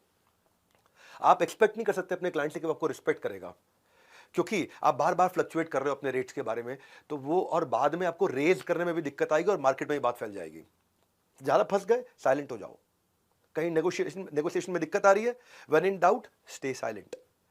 अच्छा है, ये ओवर कमिट करने के मुकाबले ज्यादा अच्छा है। और साइलेंट से मेरा मतलब ये नहीं है कि आपको पैसे की बात करने में घबराहट होनी चाहिए। It is cool to talk about money, no problem. सीधा सीधा पूछ लो ना, आपके प्रोजेक्ट बजट क्या है, आप किस रेंज में ढूंढ रहे हैं। अगर क्लाइंट आपसे पूछ लेता है कि आपकी फीस क्या है, तो उसको पास वापस डाल दो। लेट्स टॉक अबाउट कि आपको काम क्या क्या चाहिए, आपका स्कोप क्या है, तब हम कॉस्ट प्लान कर लेते हैं आपके लिए। कई बार आपको दिक्कत लगे, रिस्क लगे, यार इस ज्यादा पैसे दे सकता है, कम दे सकता है, आप रेंज ऑफ प्राइस कोट कर दो ताकि वो आपके साथ लगा रहे। वो ज्यादा वाला भी उसको लगे इसके पास ज्यादा वाला आइटम भी है, सस्ते वाला आइटम भी है, कहीं ना कहीं फॉल कर जाएगा वो। तो इसलिए डिटेल मांगो शुरू में उससे, उसको बोलो it is hard to cost out a project accurately जब तक मुझे आपसे पूरी इंफॉर्मेशन नहीं मिलेगी। मैंने आपको अभी थोड़ी देर पहले बताया था डोंट वर्क फॉर फ्री। इसका मतलब क्या है, हमेशा अपना मार डिसाइड करो, MAR, मिनिमम एक्सेप्टेबल रेट। ये मेरा मिनिमम एक्सेप्टेबल रेट है, इसके नीचे नहीं जाता मैं। आपको अगर करना भी पड़ रहा है तो छोटा ब्रीफ सैंपल फॉर फ्री कर सकते हो और लॉन्गर सैंपल फॉर फी कर सकते हो। छोटे काम फ्री, बड़े काम की फीस। ये फीस और फ्री के बीच का आपको अपना तरीका निकालना पड़ेगा कि मैं सोच करके चुनूंगा कि ये कस्टमर गाय है जो मुझे दूध देगा, मुर्गी है जो मुझे अंडा देगा, या बैल है कुछ नहीं देगा खाली लात मारेगा। ये खाली नेगोशिएट कर रहा है बिना बात के, नेगोशिएटिंग ओवर नथिंग। ऐसे कस्टमर को रिटेन करना आपको उल्टा महंगा पड़ जाता है। ये बार बार आपका काम चेंज करेगा, ऐसे नहीं इसको ऐसे करो, ऐसे नहीं इसको ऐसे करो। तो आपको you should learn to disagree without being disagreeable. तो ये बड़ा एक सीक्रेट है नेगोशिएशन का। मेरे साथ लगे रहना, बहुत अमेजिंग चीज है जो एक साथ दे रहा हूं, नेक्टर निचोड़। ये याद रखना, बार बार बताता हूं, फ्री इसका मतलब ये नहीं है कि फॉर ग्रांटेड लो, फोकस बनाए रखो। केवल मार्क्स नहीं, मार्केट रेडी बना दूंगा आपको मैं। ये MBA का जो प्रोग्राम है ना, आपको जीवन भर याद रहेगा। याद, फ्री में इतनी लर्निंग दे रहा हूं कि दिमाग के खुल जाएंगे कपाट। प्राइसिंग और नेगोशिएशन सीख रहे थे। अब जब नेगोशिएट करोगे तो नेगोशिएट में वैल्यू क्रिएट कैसे करोगे, कैसे बताओगे कि आप वैल्यूएबल हो, वो भी सीखना जरूरी है आपको। आपका नया बिजनेस है, लोग आप पे ट्रस्ट नहीं करते, तो क्या है, आपको ये बताना है कि आप इस प्रोडक्ट के कारण उसकी लाइफ में वैल्यू कितने रुपए की ऐड कर रहे हो। यानी कि अपनी यूनिक सेलिंग प्रेपोजिशन के अलावा my unique feature, your unique benefit, और उस बेनिफिट को क्वांटिफाई कर दो। आपको बताना कि आपका स्किल कैसे मैच करता है उनके प्रोजेक्ट को, और फिर उस स्किल का पैसा आप इसलिए ले रहे हो क्योंकि उसके आपके प्रोजेक्ट में आप ये बेनिफिट दे रहे हो। वैल्यू क्रिएशन अगर आप सीख गए, मैं इसकी एग्जांपल दे देता हूं आपको, चलो आसान करता हूं आपके लिए। जो आपका स्किल है उससे सामने वाले का कितने रुपए का खर्चा घटा है, आप जो भी प्रोडक्ट सर्विस दे रहे हो उससे उसे कितने रुपए का फायदा हुआ है, या उसके कितने रुपए के कस्टमर एक्स्ट्रा मिल गए उसको, या आपने किसी कितने रुपए की ब्रांडिंग कर दी इंप्रूव, जो उसको अगर बाजार से खरीदनी पड़ती ब्रांडिंग तो कितने रुपए की पड़ती, कितने रुपए का आप उसको नया फ्रेश कस्टमर ला के दे रहे हो, कि आपने कितने रुपए की प्रोडक्टिविटी एम्प्लॉइज में बढ़ा दी, कि भाई पहले 10 लाख की तनख्वाह पे वो 1 करोड़ का काम कराता था, अब उन्हीं एम्प्लॉइज से वो 10 लाख की तनख्वाह में 1 करोड़ 20 लाख का काम करा रहा है या 1.5 करोड़ का काम करा रहा है। तो आपने बता दिया मेरे कारण आपको मैंने 30% ग्रोथ दिया, 50% ग्रोथ दिया। आपने या उसकी एम्प्लॉय का रिटेंशन बढ़ा दिया, एम्प्लॉय सेटिस्फैक्शन बढ़ा दिया, या बिजनेस में कोई स्केल ला दिया, या आपके कारण उसका नया आउटलेट खुले हैं, नया एक्सपेंशन हुआ है, नया मार्केट शेयर मिला है, नया प्रॉफिटेबिलिटी बढ़ा है। ये नंबर देना है आपको, तब आप नेगोशिएट कर पाओगे। इस अध्याय को सीखना जरूरी है। मैं आपको समझा रहा हूं कि ये चैप्टर हार्वर्ड में पढ़ाया जाता है। मैंने बहुत इजी करके आपको क्वेश्चंस देके, एग्जांपल देके समझाया है। रेस्टोरेंट में खाना खाने के बाद आप बिल में नापतोल करते हो, रोटी कितने की थी, सब्जी कितने की थी। कई बार कहीं ऐसा तो नहीं है उन्होंने बिल में एक चीज़ को 2 बार लगा दिया हो, चेक करते हैं ना, कई बार बिल में एक चीज़ को डबल तो नहीं लगा दिया उन्होंने। एक ही आइटम को रोटी 2 ली थी लेकिन रोटी को 2 बार 2 लगा दिया, 4 का पैसा लगा दिया। कितने रुपए का GST लगाया, कितने रुपए का सर्विस टैक्स लगाया, वो कैलकुलेट करने के बाद आप बताते हो हाँ जी बिल ठीक है, वैल्यू फॉर मनी था या नहीं था। आपको ब्रेक डाउन करके क्वांटिफाई करना है। आप इस सेशन को सुनोगे ना तो आपको वैल्यू ऑफ टाइम अपना भी निकालना है, क्योंकि मैं आपसे पैसा नहीं, आपका टाइम ले रहा हूं। और ये मैंने वचनबद्ध था कि मैं भारत में अब देना चाहता हूं। 10 दिन का ये MBA दे रहा हूं, ये बहुत वैल्यूएबल है। आपकी लर्निंग में कितने का वैल्यू ऐड हुआ, इस सेशन से आपको कितने रुपए की प्रोडक्टिविटी बढ़ी, ये मेरी रिस्पॉन्सिबिलिटी है कि मैं आपको वैल्यू फॉर योर टाइम दूं। वैल्यू फॉर मनी नहीं बोल सकता, क्योंकि मनी, पैसे तो आपके लगे नहीं रहे हैं, खाली टाइम लग रहा है। इसको और एक एग्जाम्पल ले लेते हैं, चलो थोड़ा और इजी करता हूं एग्जाम्पल देके। एक कंपनी है जो इंक मैन्युफैक्चरिंग कंपनी है, हाँ, प्रिंटिंग इंक होती है। अब ए, दो टीम में मान लो आप, एक टीम ए, टीम बी। टीम ए प्रोडक्ट की तारीफ कर रही है, कंपनी की तारीफ कर रही है, अपने बेनिफिट्स की तारीफ कर रही है, अपनी टेक्नोलॉजी की तारीफ कर रही है। टीम बी, दूसरी टीम, वो क्वांटिफाइड डेटा बता रही है, क्या कह रही है, इससे आपका 10% एरर कम हो जाएगा। जब 10% एरर कम हुआ तो आपका save cost of repeat work हो गया, क्योंकि एरर कम हुआ तो आपको रिपीट नहीं करना पड़ रहा, तो उसको क्वांटिफाई कर दिया। ये 67% इंक जल्दी सूखती है, तो इससे आपका 50% टाइम बचा। 50% टाइम बचा तो आपकी एफिशिएंसी डबल हो गई, क्योंकि टाइम आधा लगा, एफिशिएंसी डबल हो गई, उसको क्वांटिफाई करके दिया। ये बताया कि भाई मेरी इसलिए इन रीजन से जो है इंक पहली बार में फर्स्ट टाइम राइट देता है, इसके कारण ये 70% सस्ती पड़ती है। चाहे आप बेच रहे हो 20% महंगी बाजार के मुकाबले, पर आपने क्वांटिफाई करके समझा दिया कि 70% दूसरे कॉम्पिटिटर्स के मुकाबले में सस्ता हूं। क्यों? क्योंकि मेरा आउटकम में आपकी लाइफ में ये वैल्यू आ रहा है। तो अब जीतेगा कौन, टीम ए कि बी? सिंपल सी बात है, टीम बी जीतेगी। तो ये बड़ा इंपॉर्टेंट है कि आप सामने वाले को गणित लगा के दिखाओ कि कितने रुपए का मैं तुम्हें फायदा करा रहा हूं। तब ये पिछले 2 अध्याय इससे जुड़ते हैं कि मैं प्राइसिंग सिखाया, नेगोशिएशन सिखाया, लेकिन अगर क्वांटिफिकेशन ऑफ वैल्यू नहीं सिखाया तो पिछले 2 अध्याय अधूरे रह गए। बड़ा कनेक्टेड सा है ये चैप्टर आज का डे 1 MBA का। अब जब आप ये कर रहे हो तो इसको मैं 13वें अध्याय की तरफ लेके चलता हूं, वो है कॉन्ट्रैक्ट एंड पेपर वर्क। अगर आपने ये सब चीजों को जो आपने कॉन्ट्रैक्ट किया है, जब तक कॉन्ट्रैक्ट साइन नहीं हुआ कुछ भी रियल नहीं है। Until a contract is signed, nothing is real। और मैं बताऊं, फिर फंस जाओगे आप जब कॉन्ट्रैक्ट नहीं हुआ। वो कहते हैं ना कि थोड़ा बहुत शतरंज का आना भी जरूरी है साहब, क्योंकि कई बार सामने वाला मोहरा चल रहा होता है और हम यारी दोस्ती निभा रहे होते हैं। और कॉन्ट्रैक्ट इतने ध्यान से बनाओ, क्योंकि कॉन्ट्रैक्ट को एक बार साइन कर दिया तो अनसाइन नहीं कर सकते। एक बार डन कर दिया तो अनडन नहीं कर सकते। एक बार अग्री कर लिया तो डिसअग्री नहीं कर सकते। तो सारी थिंकिंग पहले ही कर लो कॉन्ट्रैक्ट पेपर वर्क की। नया बिजनेस शुरू किया आपने, बिल्कुल सॉलिड वेल स्कोप कॉन्ट्रैक्ट होना चाहिए, इसमें सारे पॉइंट्स कवर्ड हों, और उसमें आपकी डाउन पेमेंट कितनी मिलेगी, किस डेट को मिलेगी, और अपने इनवॉइस रिमाइंडर्स को भी ऑटोमेट कर लो। इसके भी टूल्स आते हैं बहुत सारे, तो ऑटोमेट कर लो ताकि इनवॉइस उसके बाद अपने आप पहुंच जाए। और अगर वो लेट पैसे दे रहा है तो कॉन्ट्रैक्ट में डाल दो कि लेट फी का क्या चार्ज है, कितना चार्ज करोगे। तो ये अकाउंटिंग सॉफ्टवेयर आपको मिल जाएंगे बहुत सारे फ्री में, जिनको आप इस्तेमाल करो। और अगर कभी किसी के लिए फ्री में भी काम करना पड़ रहा है तो भी कॉन्ट्रैक्ट साइन करो। और आप उससे जो पेमेंट के मोड्स हैं, कैसे पेमेंट करेगा, वो भी कॉन्ट्रैक्ट में कवर करो। क्योंकि नहीं तो कभी भी कुछ गलत क्लाइंट हाथ में लग गया ना, तो कहते हैं ना किसी के झूठे कदमों की आहट आपका भरोसा ना कुचल दे। तो शुरू से ही एक कंसल्टेंट रखो जो नॉलेजेबल लॉयर हो, जिसको साल का आपने पैसा देना हो, महीने का छोटा छोटा अमाउंट, वो शुरू में सारे कॉन्ट्रैक्ट आपके कंप्लीट करा दे। एक अच्छा चार्टर्ड अकाउंटेंट आउटसोर्स कर दो जो आपकी LLP पार्टनरशिप बना दे, सूटेबल कंपनी बना दे। आपके बिजनेस परमिट चाहिए कोई तो वो बता दे, क्या टैक्स है, क्या लाइसेंस है, क्या रजिस्ट्रेशन है। सारे नेसेसरी पेपर वर्क कंप्लीट कर लो। कॉन्ट्रैक्ट पेपर वर्क में ना मैं एक थोड़ा अलग प्रकार का हिस्सा भी कवर कर लेता हूँ। पेपर वर्क में आपको अपना भी पेपर वर्क करना है, कि अपने बजट्स भी बना के रखने हैं, जिससे आपको टारगेट मिलेगा कि आपको करना क्या है। बजट का मतलब है कि आप अपना ना ऐसा कर लो, पहले अपनी चेकबुक, क्रेडिट कार्ड वगैरह निकाल लो, बैंक स्टेटमेंट निकाल लो, अपने फाइनेंशियल रिकॉर्ड पिछले 12 महीने के निकाल लो, निकाल के इकट्ठे कर लो। इकट्ठे करके चेक करो इसमें फैमिली के खर्चे कितने थे, लोन के कितने थे, रेंट के कितने थे, आपके मेडिकल बिल्स कितने थे, कितना खर्चा आप महीने भर में करते हो। जैसे ही आपको समझ में आ जाएगा ना, आपको क्लियर हो जाएगा कि सारे एक्सपेंसेस कवर करने के लिए कितना कमाना है, तो अपने बजट को पकड़ के चलो। फ्रीलांसिंग जो है या स्टार्टअप जो है, उसमें हर महीने सेम पैसा नहीं कमाओगे आप। हर महीने सेम कमाई नहीं होती है, कभी अच्छा समय आएगा, कभी बुरा समय भी आएगा। तो अपने लो फेज के लिए एक्सपेंसेस को बजट में डाल के चलो पहले से ही। वो कैसे होगा, वो 12 महीने का हिसाब किताब पुराना देखो, उससे आपको आपका पैटर्न मिल जाएगा कि आपका पैटर्न क्या है। आपके खर्चों का 12 महीने का पैटर्न मिल जाएगा। तो आपके पर्सनल और बिजनेस एक्सपेंस अलग कर लो। जब खर्च का रखोगे पूरा हिसाब, या ऐसे बोलता हूं उसको, जब खर्च का पूरा हिसाब रखोगे, जीवन को लाजवाब रखोगे। अगले अध्याय की तरफ कहानी को बढ़ाते हैं। 14वें अध्याय को इससे कनेक्ट करके समझाता हूं। हर समय सेम नहीं होता, कभी खराब समय आएगा। तो आपका अगर आपके स्टार्टअप में, सोलोप्रेन्योर की लाइफ में ऑफ सीजन आ गया है, ड्राई टाइम आ गया है, धंधा नहीं मिल रहा है, तो सबसे पहले धंधा मंदा हुआ है, आप मंदे नहीं हुए अपने दिमाग से। आप अपने दिमाग से तो अपने आप को करोड़पति की तरह सोचने की तैयारी करो। करोड़पति की तरह सोचने के लिए आपको 0 रुपए लगते हैं, पैसे नहीं लगते हैं। तो आपका बिजनेस सीजनल हो सकता है, कमिटमेंट सीजनल नहीं चाहिए हमारे को। ड्राई टाइम, जिस समय धंधा नहीं है, जब आप लो फेज में आ गए हो, वो टफ रियलिटी है सारे स्टार्टअप्स की, सोलोप्रेन्योर्स की जिंदगी में आती है तकलीफें ये।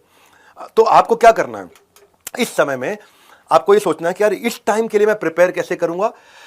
अब ये टाइम होता है अपने सारे पुराने कनेक्ट के पास फिर से वापस जाने का। मैंने एक वो बड़ा प्रोजेक्ट अभी अभी कंप्लीट किया, बहुत मजा आया उस प्रोजेक्ट में। Now I am open for new work. If you here of anyone you can recommend मी। तो आपने शुरुआत कैसे करी? ये नहीं कि यार मैं बेरोजगार बैठा हूं या मेरे पास धंधा नहीं, मैं बहुत बढ़िया प्रोजेक्ट कंप्लीट करके आया हूं, बड़ा सेटिस्फाइड रहा। अगर आप नेटवर्क में किसी को इस तरह की प्रॉब्लम सॉल्व करवानी हो तो I am an expert on that. और इस समय जब सीजन लो है तो 3 4 5 तरीके की बातें बताता हूं आपको। पहला, लो सीजन में आराम नहीं करना है, नेटफ्लिक्स नहीं खोलना है, अमेजॉन प्राइम नहीं खोलना है। लो सीजन में आपको इंस्टाग्राम नहीं चलाना है, उसमें रूटीन रखना है हमेशा। ऐसे रूटीन बना के रखना है जैसे आप मैंने बताया ना कि जब आदमी बेरोजगार होता है तो रोजगार ढूंढने को रोजगार की तरह करना चाहिए। जब उसके पास नौकरी नहीं होती तो नौकरी को ढूंढने के लिए नौकरी की तरह नौकरी को ढूंढना चाहिए कि जैसे नौकरी करते हो। सुबह 9 बजे बैठूंगा नौकरी ढूंढना, शाम 6 बजे तक नौकरी ढूंढता रहूंगा, ये मेरी अभी नौकरी है। यानी कि रूटीन रखना है लो फेज में हमेशा। लो फेज में नेटवर्क बना के रखना है, खूब नेटवर्क के साथ कनेक्टेड रहना है। क्योंकि जब आप बिजी थे तो आप नेटवर्क को टाइम नहीं देते थे। जब आप बिजी थे तो अपने दोस्तों को, अपने उन सारे इन्फ्लुएंसर्स को जिनका जिंदगी में आपके बड़े इन्फ्लुएंसर्स जो क्लाइंट दे सकते थे, आप उनको टाइम नहीं देते थे। जब आप बिजी थे तो आप ऑनलाइन प्लेटफॉर्म पे अपनी बाकी सारी इंफॉर्मेशन अपडेट नहीं करते थे, अब टाइम आ गया है। जब आप बिजी थे तो आप अपने पुराने कस्टमर्स के टॉप ऑफ द माइंड नहीं रहते थे, अब उनके पास जाइए, उनसे बोलिए कितना फायदा हुआ, मेरे को टेस्टिमोनियल वीडियो बना के दे दो, put that on social media. जब आप बिजी थे तो अपने बिजनेस मॉडल को इवैल्यूएट नहीं कर रहे थे, अब आपका लो फेज है, अब बिजनेस मॉडल को इवैल्यूएट करने का है, नया प्रोडक्ट लाइन बिल्ड करना है, ऑफ सीजन में कोई कॉम्प्लीमेंट्री फ्री भी लेके आना है, कोई नया प्रोडक्ट सर्विस ऐड करना है। जब आप बिजी थे तो जिस चीज पे फोकस करना था लेकिन नहीं कर पा रहे थे क्योंकि बिजी थे, अब वो कर लो। जैसे कोई नया स्किल आपको ऐड करना था, मार्केट में कोई नया स्किल आ गया आपके इंडस्ट्री में, जब आप बिजी थे, अब क्या है, मैंने भी इस तरह से, जब समय आता है लोग प्रॉब्लम में फंसते हैं, हमने एक बीबी कोच बनाया है। ये मैं आपको आगे चल के थोड़ा बताऊंगा कि बीबी कोच है। हमने एक नया प्रोडक्ट तैयार किया जो 24 घंटे बिजनेस एक्सपर्ट की तरह आपके साथ में कॉन्वर्सेशनल तरीके से कोच हम देते हैं आपको, जो 24 घंटे एक्यूरेट आपकी बिजनेस की हर प्रॉब्लम का आंसर देता है। ये मेरा एक प्रोडक्ट है, मैंने लॉन्च किया है, बड़ा बिजनेस इम्पैक्ट जो प्रोडक्ट है, ये सारा आउटकम ओरिएंटेड प्रोडक्ट है। उसी में हमने मल्टी लैंग्वेज कोच डाला साथ में, जो हर भाषा में आपको कोचिंग देगा, हैंड होल्डिंग करेगा। बहुत सस्ता कर दिया हमने प्रोडक्ट। इसमें आपको स्पीच टू टेक्स्ट भी बात कर सकते हो आप, बिजनेस के हर प्रॉब्लम का सोल्यूशन रहेगा आपके फिंगर टिप्स पे। बहुत कुछ कवर करना है मेरे पास। अब क्या है, जब कठोर समय आया उसके लिए पहले ही फाइनेंशियल क्वेश्चन रखो। क्यों? क्योंकि प्रिडिक्टेबल भी होते हैं कई स्लो पीरियड, कि स्लो पीरियड आने वाला है मेरे लिए।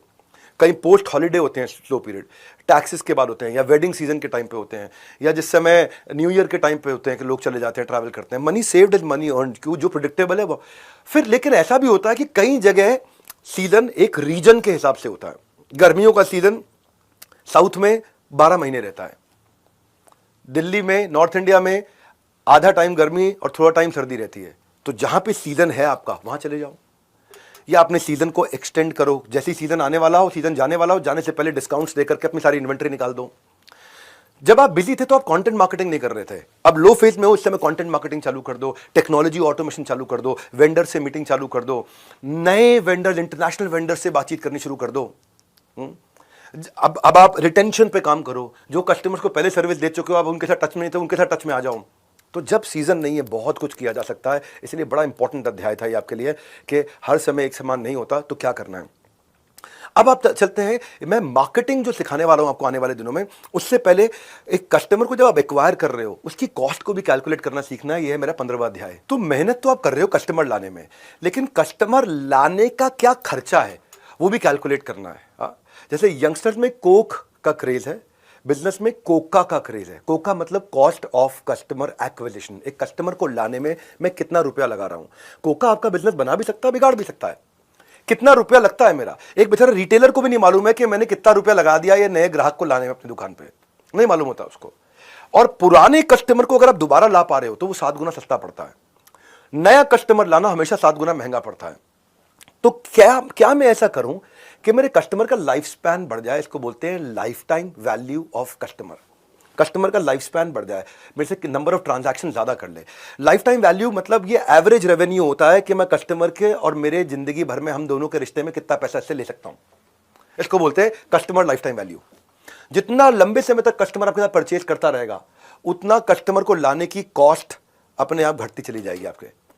देखो, एक होता है वन टाइम रेवेन्यू स्ट्रीम, जैसे रियल एस्टेट है। फ्लैट आदमी जिंदगी में, मकान आदमी जिंदगी में 1 या 2 बार ही खरीदता है, वन टाइम रेवेन्यू स्ट्रीम है। एक होता है recurring revenue stream, subscription model की तरह। एक होता है एडिशनल रेवेन्यू अपॉर्चुनिटी, ये दे दिया साथ में ये भी दे देता हूं, अपसेल कर दिया। एक होता है रीपरचेज रेट, कि कितनी बार transaction, number of frequency of transaction in a month. तो ग्राहक को अगर मिला जरूरत से ज्यादा तो वो आपको देगा लाइफ टाइम वैल्यू का वादा, तो उससे आपकी अपनी सेविंग, लॉयल्टी, आपका टाइम सब बचता है। तो कस्टमर की लाइफ टाइम वैल्यू, उसके सेटिस्फैक्शन, रिटेंशन को समझने के लिए ये समझो कि आपने फेसबुक पे ऐड लगाई 1000 रुपए की कि मुझे कस्टमर चाहिए, उस 1000 रुपए लगा के आपको 100 कस्टमर मिल गए, तो 1000 रुपए को 100 से डिवाइड किया, 10 रुपए पर कस्टमर कॉस्ट आ गई। अगर अब आपने वो 10 रुपए में कस्टमर आया और आपसे वो 100 रुपए का माल लेके चला गया जिसमें आपका 20 रुपए का प्रॉफिट था, तो कस्टमर को लाने का खर्चा प्रॉफिट से कम था, धंधा चलेगा। लेकिन कस्टमर को लाने का खर्चा का प्रॉफिट से ज्यादा है तो धंधा मरेगा। जब भी कोका लाइफ टाइम वैल्यू से ज्यादा है बिजनेस फेल, जब भी कोका लाइफ टाइम वैल्यू से कम है तो बिजनेस सक्सेस। सो कोका अगर आपका, आप यही समझना है आपको कि ट्राई मारना है कि हमेशा कोका 1:3 चले, लाने में लगे 1 रुपया, मिले मुझे 3 रुपया। कोका को कम करके कम आप ला सकते हो अपने धंधे में दम। तो अभी आप सोचो ना कि ऊबर प्लेटफॉर्म है, अमेजॉन है, स्विगी है, इन लोगों ने बहुत खर्चा किया कस्टमर को लाने में, करोड़ों रुपए की एड्स करी, करोड़ों रुपए की एड्स करके कस्टमर आता था, इसमें इनकी कमाई नहीं होती थी, पर आज कमा रहे हैं। क्यों? लाइफ टाइम वैल्यू है। आप स्विगी से एक बार 2 बार मंगा लो ना तो आपको आदत पड़ने लग जाती है स्विगी। आप ऊबर को 1 बार 2 बार 4 बार यूज कर लो तो आपको लगता है ऊबर आ जाएगी। आपने अगर अमेजॉन पे 2 4 5 बार शॉपिंग कर ली ना तो आपको लगता है बड़ा इजी हो गया, लो अमेजॉन दबाओ अभी आ गया सामान। तो ये ब्लिंकिट, फट से सामान आ जाता है घर पे। तो ये इन्होंने शुरू में पैसा ज्यादा इसलिए लगाया क्योंकि लाइफ टाइम वैल्यू है। अब ये आएगा तो मेरे साथ आते आते आते आते आते, क्योंकि अमेजॉन क्या करता था, अमेजॉन लगभग 1200 रुपया खर्च करता था एक आदमी पे, जो आके 120 रुपए का सामान लेता था जिसमें अमेजॉन को 10 रुपए बचता था, यानी कि पर ट्रांजैक्शन 1190 रुपए का लॉस। तो 1190 रुपया लग गया, उसका लॉस हो गया एडिशनल किसी भी कस्टमर को लाने का। पर वो कस्टमर उसको 20 रुपया दे दे के 20 रुपया दे दे के 20 रुपया दे दे के अपने जीवन काल में 1190 भी निकाल देगा और कमा के भी दे देगा। ये है मुद्दा सारा लाइफ टाइम वैल्यू का, साधारण एग्जाम्पल के साथ में। बस 10 दिन का एक खेल, आप देखना, फिर देखना कि कैसे बढ़ता है आपके बिजनेस में सक्सेस का ट्रेल। आपकी सब डेफिशिएंसी को एफिशिएंसी में बदलेंगे, साधारण भाषा में समझा देंगे, कॉम्पिटिटर्स को किल कर देंगे, बिजनेस को स्केल कर देंगे। 10 days will bring you better days. अच्छे दिन कब आएंगे? अभी आएंगे, और इन्हीं 10 दिनों में आएंगे। कहानी आगे बढ़ाते हैं, 16वें अध्याय की तरफ चलते हैं। जब कस्टमर को ले आया, नेगोशिएट कर लिया, प्राइसिंग हो गया, अब कस्टमर के साथ में रिलेशनशिप कैसे रहेगा, उसको एक्सपेक्टेशन हमेशा क्लैरिफाई करते रहो। शुरुआती धंधे में आप बड़ी गप मार के आ जाते हो, वो भी सोचता है ये बहुत कुछ कर देगा, बाद में दिक्कत होती है। तो पूरा स्कोप डिस्कस करो कि क्या करेंगे आप, वीकडे पे हो के नहीं हो, वीकेंड पे हो के नहीं हो, आप छुट्टी कब लेते हो, आप मॉनिटर कैसे करोगे मेरे काम को, क्वालिटी को कैसे मॉनिटर करोगे, को फीडबैक अप्रूवल कैसे लोगे, कोई पॉलिसी प्रोसीजर कैसे डिस्कस करोगे। अगर कहीं आगे आने वाले समय में दिक्कत आएगी तो उसको रिकॉर्ड करना पड़ेगा आपको, और पेमेंट नहीं दे रहा वो रिकॉर्ड करना है। कम्युनिकेशन अच्छा रखना है आपको, प्री कम्युनिकेशन हमेशा याद रखना, ओवर कम्युनिकेट करो। ओवर कम्युनिकेट करने का फायदा और उसी से पूछ लो, ईमेल पे करना है, व्हाट्सएप पे करना है, मैसेज पे करना है, कॉल पे करना है। और अगर क्लाइंट कहीं अपसेट है तो उसको अपने इमोशंस निकालने दो, आप आउट ऑफ कम्युनिकेशन मत जाओ उसके साथ में, क्योंकि वही एक बॉस है, कस्टमर ही आपका एक बॉस है। वो जिस दिन चाहे आपकी नौकरी से आपको निकाल देगा, दूसरे को ज्वाइन करके वो दूसरे से सामान खरीदना शुरू कर देगा। लिंक्डइन के बाद से ना, लिंक्डइन के बाद से सेल्स वर्ड बदल गया है। एबीसी पहले बोलते थे ऑलवेज बी क्लोजिंग, अब बोलते हैं ऑलवेज बी कनेक्टिंग। तो अब कनेक्ट करना है, और कनेक्ट करना है और कैसे रिश्ता बना के रखना है, ये मेरा 17वां अध्याय है कि बी देयर, वहां रहो, प्रिपेयर, और प्रिपेयर होकर के रहो, एंड से यू केयर, बताना है कि मैं उसकी केयर कर रहा हूं। क्योंकि आपको फंड रेजिंग नहीं करनी है, फ्रेंड रेजिंग करनी है। अगर वो कस्टमर आपका फ्रेंड बन गया तो फंड अपने आप आएगा। पहले फ्रेंड आता है, बाद में फंड आता है। आप पैसे के चक्कर में लगे रहते हो तो कस्टमर के साथ अरे वाह एक्सपीरियंस कैसे दें। आप हमेशा उसकी लेटेस्ट न्यूज को पकड़ के रखो, क्या चल रहा है उसकी जिंदगी में। जब भी आप उसके साथ मीटिंग कर रहे हो, हर मीटिंग के बाद में रिकैप करो, मीटिंग उसको क्लियर करो, अंडर प्रॉमिस करो, कम कमिट करो, ज्यादा डिलीवर करो। आप जो आप कर सकते हो वहां कर दो, जो नहीं कर सकते हो उसका तरीका बदलो, पॉजिटिव लैंग्वेज के साथ करो। मैं बताता हूं आपको पॉजिटिव लैंग्वेज कैसे लेते हैं। सबसे पहले पॉजिटिव बिहेवियर रखो, किसी भी मीटिंग पे या कॉल पे लेट मत आओ, लोग याद रखते हैं। उसके साथ अगर मीटिंग कर रहे हो तो बीच में फोन मत लो, अनलेस कोई बहुत बड़ा डीप क्राइसिस है, don't take calls in between, it doesn't, people don't like it. उनके साथ टच में रहने का तरीका यह है कि जब वो आपको पे नहीं कर रहा तब भी आप टच में रहो। आप क्लाइंट को ऐसा फील कराओ कि मैंने आपकी वेबसाइट चेक करी थी और मैंने ये देखा, मैंने आपके बारे में कुछ प्रिलिमिनरी रिसर्च करी, मैंने ये देखा, मैं अपने नोट्स रिव्यू कर रहा था, मुझे ये समझ में आया आपके बारे में, मैंने आपकी एक लेटेस्ट किताब पढ़ी, मुझे बड़ा अच्छा लगा, मैं आपका सोशल मीडिया देख रहा था, अरे क्या बढ़िया पोस्ट किया। वो कनेक्ट फील करता है, बस सिंपल। ये नहीं कि भाई मेरा माल ले लो। हाँ, ट्रांसपेरेंसी रखोगे, ट्रस्ट आएगा। शुरुआती रिलेशनशिप के अंदर लोग आपकी ट्रांजैक्शंस को ध्यान से देखते हैं। और वहीं से ट्रस्ट करना शुरू करते हैं। जितना हो सके इस ट्रस्ट को बिल्ड करो, ट्रस्ट को बिल्ड करो, पर्सनल केयर के द्वारा कर सकते हो। मेरे को आता है बहुत साल पहले की बात है, एक कस्टमर ने मेरी एक मीटिंग कैंसिल हो गई थी उसके साथ में, क्योंकि उसने मैसेज लिखा कि उसकी वाइफ की कोई हेल्थ इमरजेंसी आ गई है। और उस मीटिंग में 8-9 लोग थे, 8-9 लोग इकट्ठे बैठे थे और मैं भी बैठा था वहाँ पे। और वो आदमी उठ के चला गया कि मेरी वाइफ की कोई हेल्थ इमरजेंसी आ गई है, तो मीटिंग हमें कैंसिल करनी पड़ी। तो मैंने रात को उसको मैसेज किया कि आपकी वाइफ की हेल्थ कैसी है। उसने रिप्लाई लिखा, खाली आपको याद रह गया था कि मेरी वाइफ की हेल्थ ख़राब है, बाकी सब भूल गए थे। अब इतना सा एक मैसेज, उसके कारण मैंने इतना बड़ा क्लाइंट का दिल जीत लिया था। ये चीज़ें पर्सनल केयर बड़ी इंपॉर्टेंट होती है। और आप मान लीजिए आपके साथ कोई गलती हो भी जाती है और आपको कोई बैड न्यूज़ देनी है, तो साथ बैठ के आराम से बात करते हुए करो। ये नहीं कि ईमेल लिख दिया, ईमेल से नहीं चलेगा। कोई कंप्लेंट भी है तो हमेशा गुड न्यूज़ के साथ शुरू करो। तो ये कॉन्वर्सेशन, ये कम्युनिकेशन और पर्सनालिटी डेवलपमेंट में आपको आगे और डिटेल में सिखाऊंगा।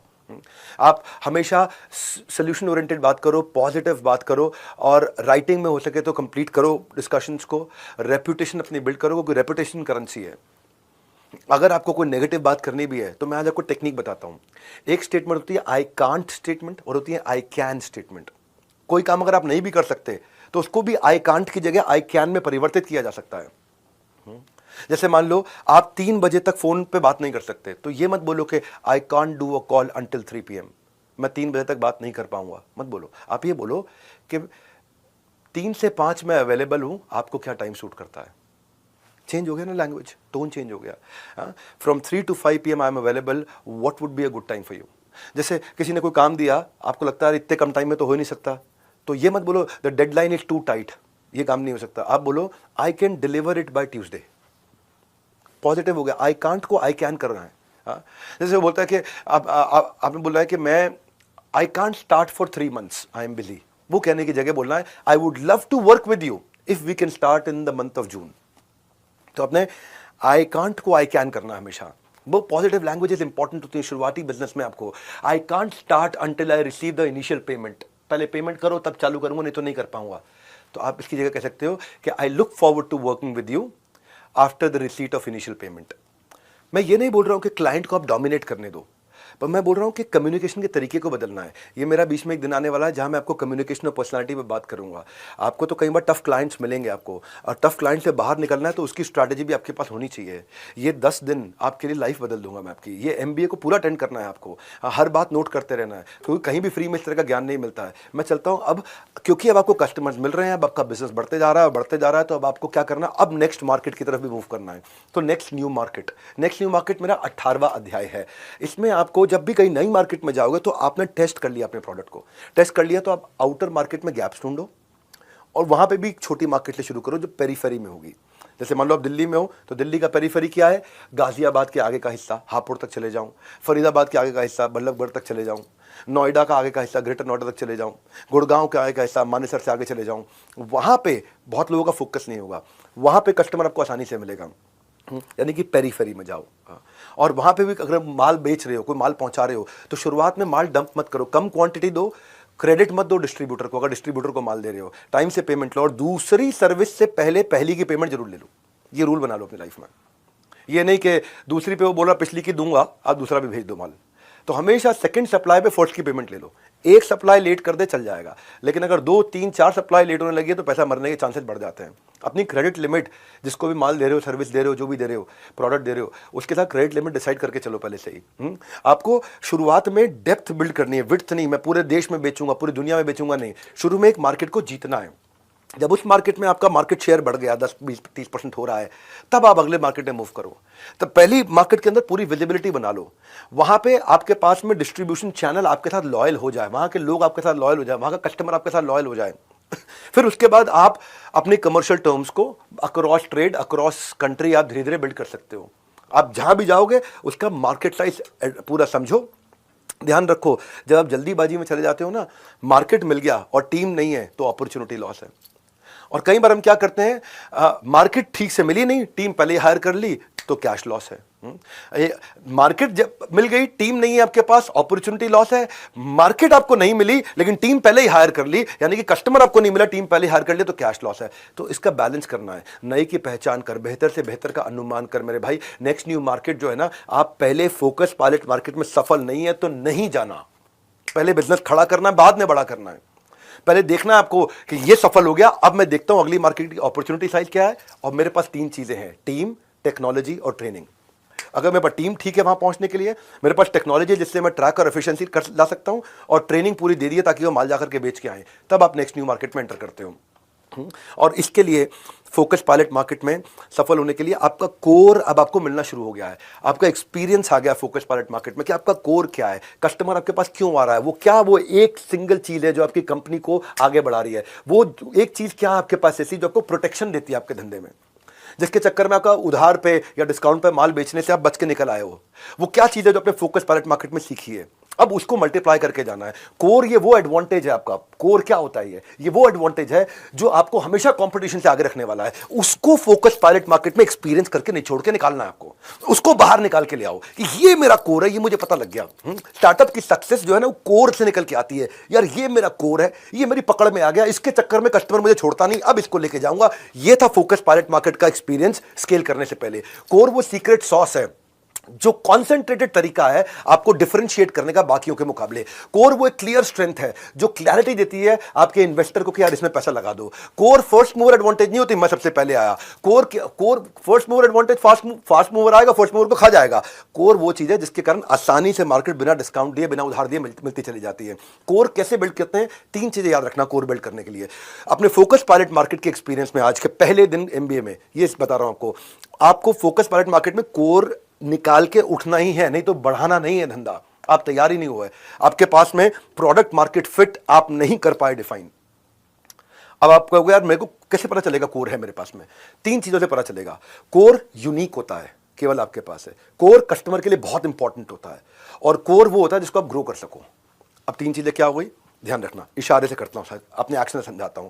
कस्टमर के लिए वैल्यूएबल, कंपटीशन के लिए इनइमिटेबल, कंपटीशन कॉपी नहीं कर पा रहा, और मेरे लिए scalable, VIS, valuable, inimitable, scalable. ये 3 चीजें अगर आपने फोकस पायलट मार्केट में अचीव नहीं करी तो फिर आप बेकार है, धंधा ग्रो मत करो। केवल डिस्काउंट और उधार के साथ में बढ़ते रहोगे, मार खाते रहोगे, एम्प्लॉय छोड़ के जाते रहेंगे, कस्टमर छोड़ के जाते रहेंगे, लाइफ टाइम वैल्यू आपकी आएगी नहीं, धंधा नहीं बढ़ा सकते आप।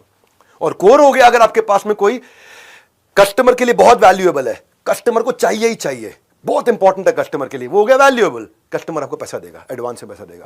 कंपटीशन के लिए इनइमिटेबल, यानी कि कंपटीशन इमिटेट कर नहीं पाएगा, आपको कॉपी कर नहीं पाएगा, आपको प्रीमियम मिलेगा।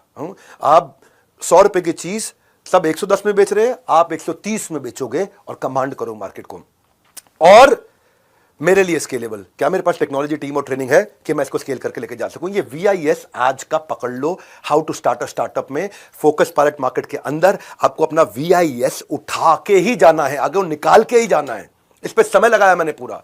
माइक्रोसॉफ्ट के लिए इंटेलेक्चुअल प्रॉपर्टी प्रोटेक्शन VIS है। फार्मा इंडस्ट्री में पेटेंट और लाइसेंसिंग उसका VIS होता है, valuable, inimitable, scalable. Unilever, Hindustan Unilever या पेप्सी, उनका डिस्ट्रीब्यूशन नेटवर्क है VIS, उनके लिए वैल्यूएबल, इनइमिटेबल और स्केलेबल। Xiaomi फ्लिपकार्ट के साथ एक्सक्लूसिव राइट देता था। तो आपके पास क्या कोई प्रोप्राइटरी टेक्नोलॉजी है, वो आपका VIS हो सकता है। कि अगर ब्रांड इक्विटी है, वो आपका VIS। आपकी excellent customer service, Domino's 30 minute में पिज्जा घर पे दे रहा है, या एप्पल है, लॉयल्टी बियॉन्ड लॉजिक, इतना लॉयल हो गया कस्टमर। तो आपके पतंजलि के पास नेशनल सेंटिमेंट है, आपके पास क्या वो ऐसा कोर क्या था आपका? आज तक चैनल है, इसका सब्सक्राइबर बेस इतना होगा, कंटेंट ड्रिवन है, आज तक सबसे कम ऐड दिखाता है पूरे देश में। बाकी न्यूज चैनल ऐड ज्यादा दिखाते हैं, वो 42 मिनट का कंटेंट देते हैं एक घंटे में, ये 48 मिनट का कंटेंट देता है एक घंटे में, और उसके बावजूद ऐड रेवेन्यू से ज्यादा कमाता है, क्योंकि उसने कंटेंट अच्छा रखा, सब्सक्राइबर बेस बढ़ा लिया। तो अपना वैल्यूएबल, किसके लिए वैल्यूएबल? कस्टमर के लिए। इनइमिटेबल, कंपटीशन में जो कॉपी ना कर पाए। स्केलेबल, मैं केवल एक मोहल्ले का ब्रांड नहीं रह जाऊं, मैं पूरे देश में जा सकूं, पूरी दुनिया में जा सकूं। पर कब जाएंगे? जब फोकस पायलट मार्केट, आज का पहला अध्याय था ये। अब अगर जैसे क्या होता है कि अगर आपके पास कुछ एक्रेडिटेशन सर्टिफिकेशन बहुत जबरदस्त है तो वो भी आपके लिए बन सकता है फोकस पायलट मार्केट में। कई बार आपकी मार्केट रिस्पॉन्सिवनेस, जैसे गूगल है, गूगल कस्टमर गूगल को सिग्नल देता है, गूगल उसका प्रोडक्ट बना देता है। कभी कभार पर्सनालिटी भी एक ब्रांड होता है, जैसे doctor Vivek Bindra, personality. Business coaching में आज हमारा बहुत बड़ा नाम हो गया है। क्या है वो? भी मेरे लिए वैल्यूएबल, इनइमिटेबल, स्केलेबल हो गया है, क्योंकि कस्टमर को बहुत वैल्यूएबल लगेगा, इनइमिटेबल है, हर एक बराबरी कॉपी नहीं कर सकता आसानी से, और हमारे लिए स्केलेबल है। तो अब जब तक आपका कोर फोकस पायलट मार्केट में नहीं आया, आपको स्केल नहीं करना है। हमारी अपनी कॉम्पिटिटिव पोजीशनिंग को क्लियर करना है। बड़ा बिजनेस मेरी कंपनी का नाम है और कंपनी का नाम ही बिजनेस बड़ा करना कॉम्पिटिटिव पोजीशनिंग है।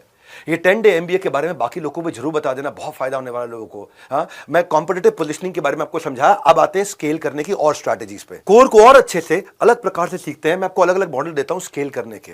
हाँ, अब आप स्केल करने जा रहे हो, आपको स्टार्टअप की जर्नी देखिए 1000 दिन की। जब आपको इसको भी चेक करना है, क्वालिफाई करना है, मैनुअल को खोलते रहना भाई, इस मैनुअल का बहुत इस्तेमाल करना। प्रिंट आउट नहीं निकाला, खाली पीडीएफ में रखा तो काम नहीं कर पाओगे। पेन से घिस घिस के काला कर देना पूरे के पूरे मैनुअल को। आपने धंधे में चेक करो, जो धंधा है उसमें क्या इमीडिएट कैश फ्लो आ रहा है, क्या रेगुलर कैश फ्लो रहेगा इस धंधे के अंदर, क्या रेगुलर तो रहेगा लेकिन सस्टेन करेगा, क्या रेगुलर है, सस्टेन हो रहा है और इमीडिएट भी आ रहा है लेकिन बढ़ बढ़ के आएगा। आपने बोला हाँ रेगुलर आएगा, लेकिन क्या सेम आएगा रेगुलर सस्टेन होकर के, या बढ़ बढ़ के रेगुलरली सस्टेन होकर, बढ़ बढ़ के रेगुलरली सस्टेन होकर आएगा। तो वो है आपका कोर। और फाइनली, क्या इसमें मुझे बैठना पड़ेगा, क्या मुझे गल्ले पे बैठना पड़ेगा, मेरे गल्ले पे बैठे बिना काम हो जाएगा। अगर गल्ले पे बैठे बिना काम हो जाएगा तो स्केलेबल है। हाँ, ये है वैल्यूएबल, इनिमिटेबल, स्केलेबल। अब इसके लिए जब आपको स्केल करना हो ना, तो याद रखना आइडियल एमबीए। आइडियल का मतलब क्या होता है, मैनेजमेंट बाय एब्सेंस। एमबीए का मतलब क्या है यहाँ पे, मैनेजमेंट बाय एब्सेंस। आप नहीं हो, गल्ले पे नहीं बैठे, गल्ला छोड़ो कैंपेन, आपका गल्ला छोड़वाऊंगा मैं। बिना गल्ले पे बैठे धंधा कैसे किया जाए। आई मतलब इंटीग्रेशन। हाँ, एक आदमी 3 का काम करे, इंटीग्रेट करो काम। डी मतलब डेलीगेशन, सारा काम खुद नहीं करना, जो आपका 60, 70, 80% भी आपकी क्वालिटी का कर दो, उसको डेलीगेट कर दो। ई का मतलब एलिमिनेशन, जिस काम को करके बहुत ज्यादा वैल्यू नहीं मिल रही है आपकी कंपनी में, उस काम को डिलीट करना शुरू करो। ए मतलब ऑटोमेशन, जब आप टेक्नोलॉजी ले आते हो तो टेक्नोलॉजी 10, 20, 30 लोगों का काम अकेला कर सकता है, सॉफ्टवेयर 50 लोगों का, 100 लोगों का काम कर सकता है। और एल मतलब लिबरेशन। लिबरेशन का मतलब आउटसोर्स करना सीखो, जो आपसे अच्छा कर सकता है और आपसे कम खर्चे पे कर देगा, उसको करने दो। तब आप स्केल करने की तरफ आगे बढ़ोगे। आपका क्रिटिकल रिपीटेबल बन जाएगा। जो क्रिटिकल काम होता था वो रिपीटेबल कैसे बन सकता है, यानी कि आपकी एब्सेंस में कोई और भी काम उसी क्रिटिकल काम को रिपीटेबल तरीके से अपने आप कर दे, आपकी वहां जरूरत ना पड़े।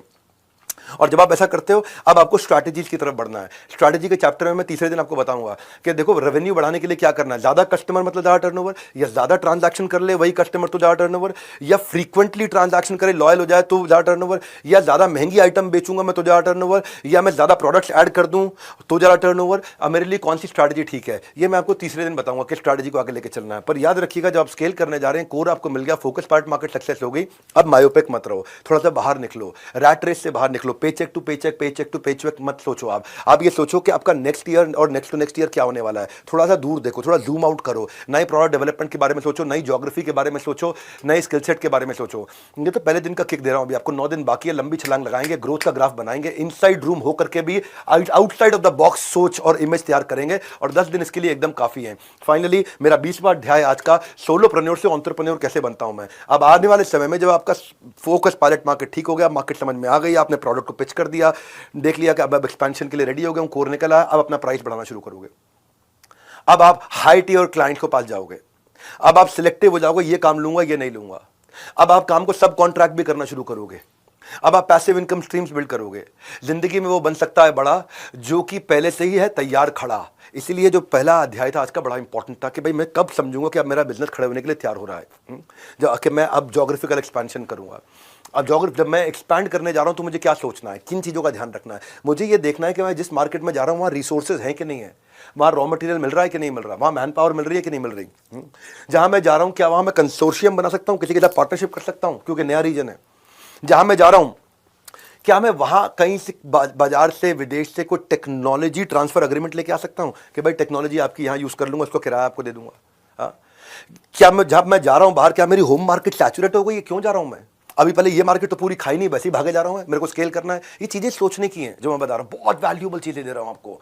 ये एक एक सवाल में एक एक सवाल आपकी ज़िंदगी बदल सकता है। मैनुअल को इस्तेमाल करना है आपको। जहाँ मैं जा रहा हूँ वहाँ पॉलिटिकल फैक्टर्स कैसे हैं, इकोनॉमिक लीगल फैक्टर्स कैसे हैं। जहाँ मैं जा रहा हूँ मुझे वर्किंग कैपिटल कितनी वहाँ रिक्वायरमेंट होगी, उसका बजट बना के जाऊँगा। जहाँ जा रहा हूँ वहाँ क्या मैं लोकलाइज माल बना सकता हूँ वहाँ का, क्योंकि लोकलाइजेशन इज ग्लोबलाइजेशन, उधर का लोकल माल बना सकता हूँ मैं।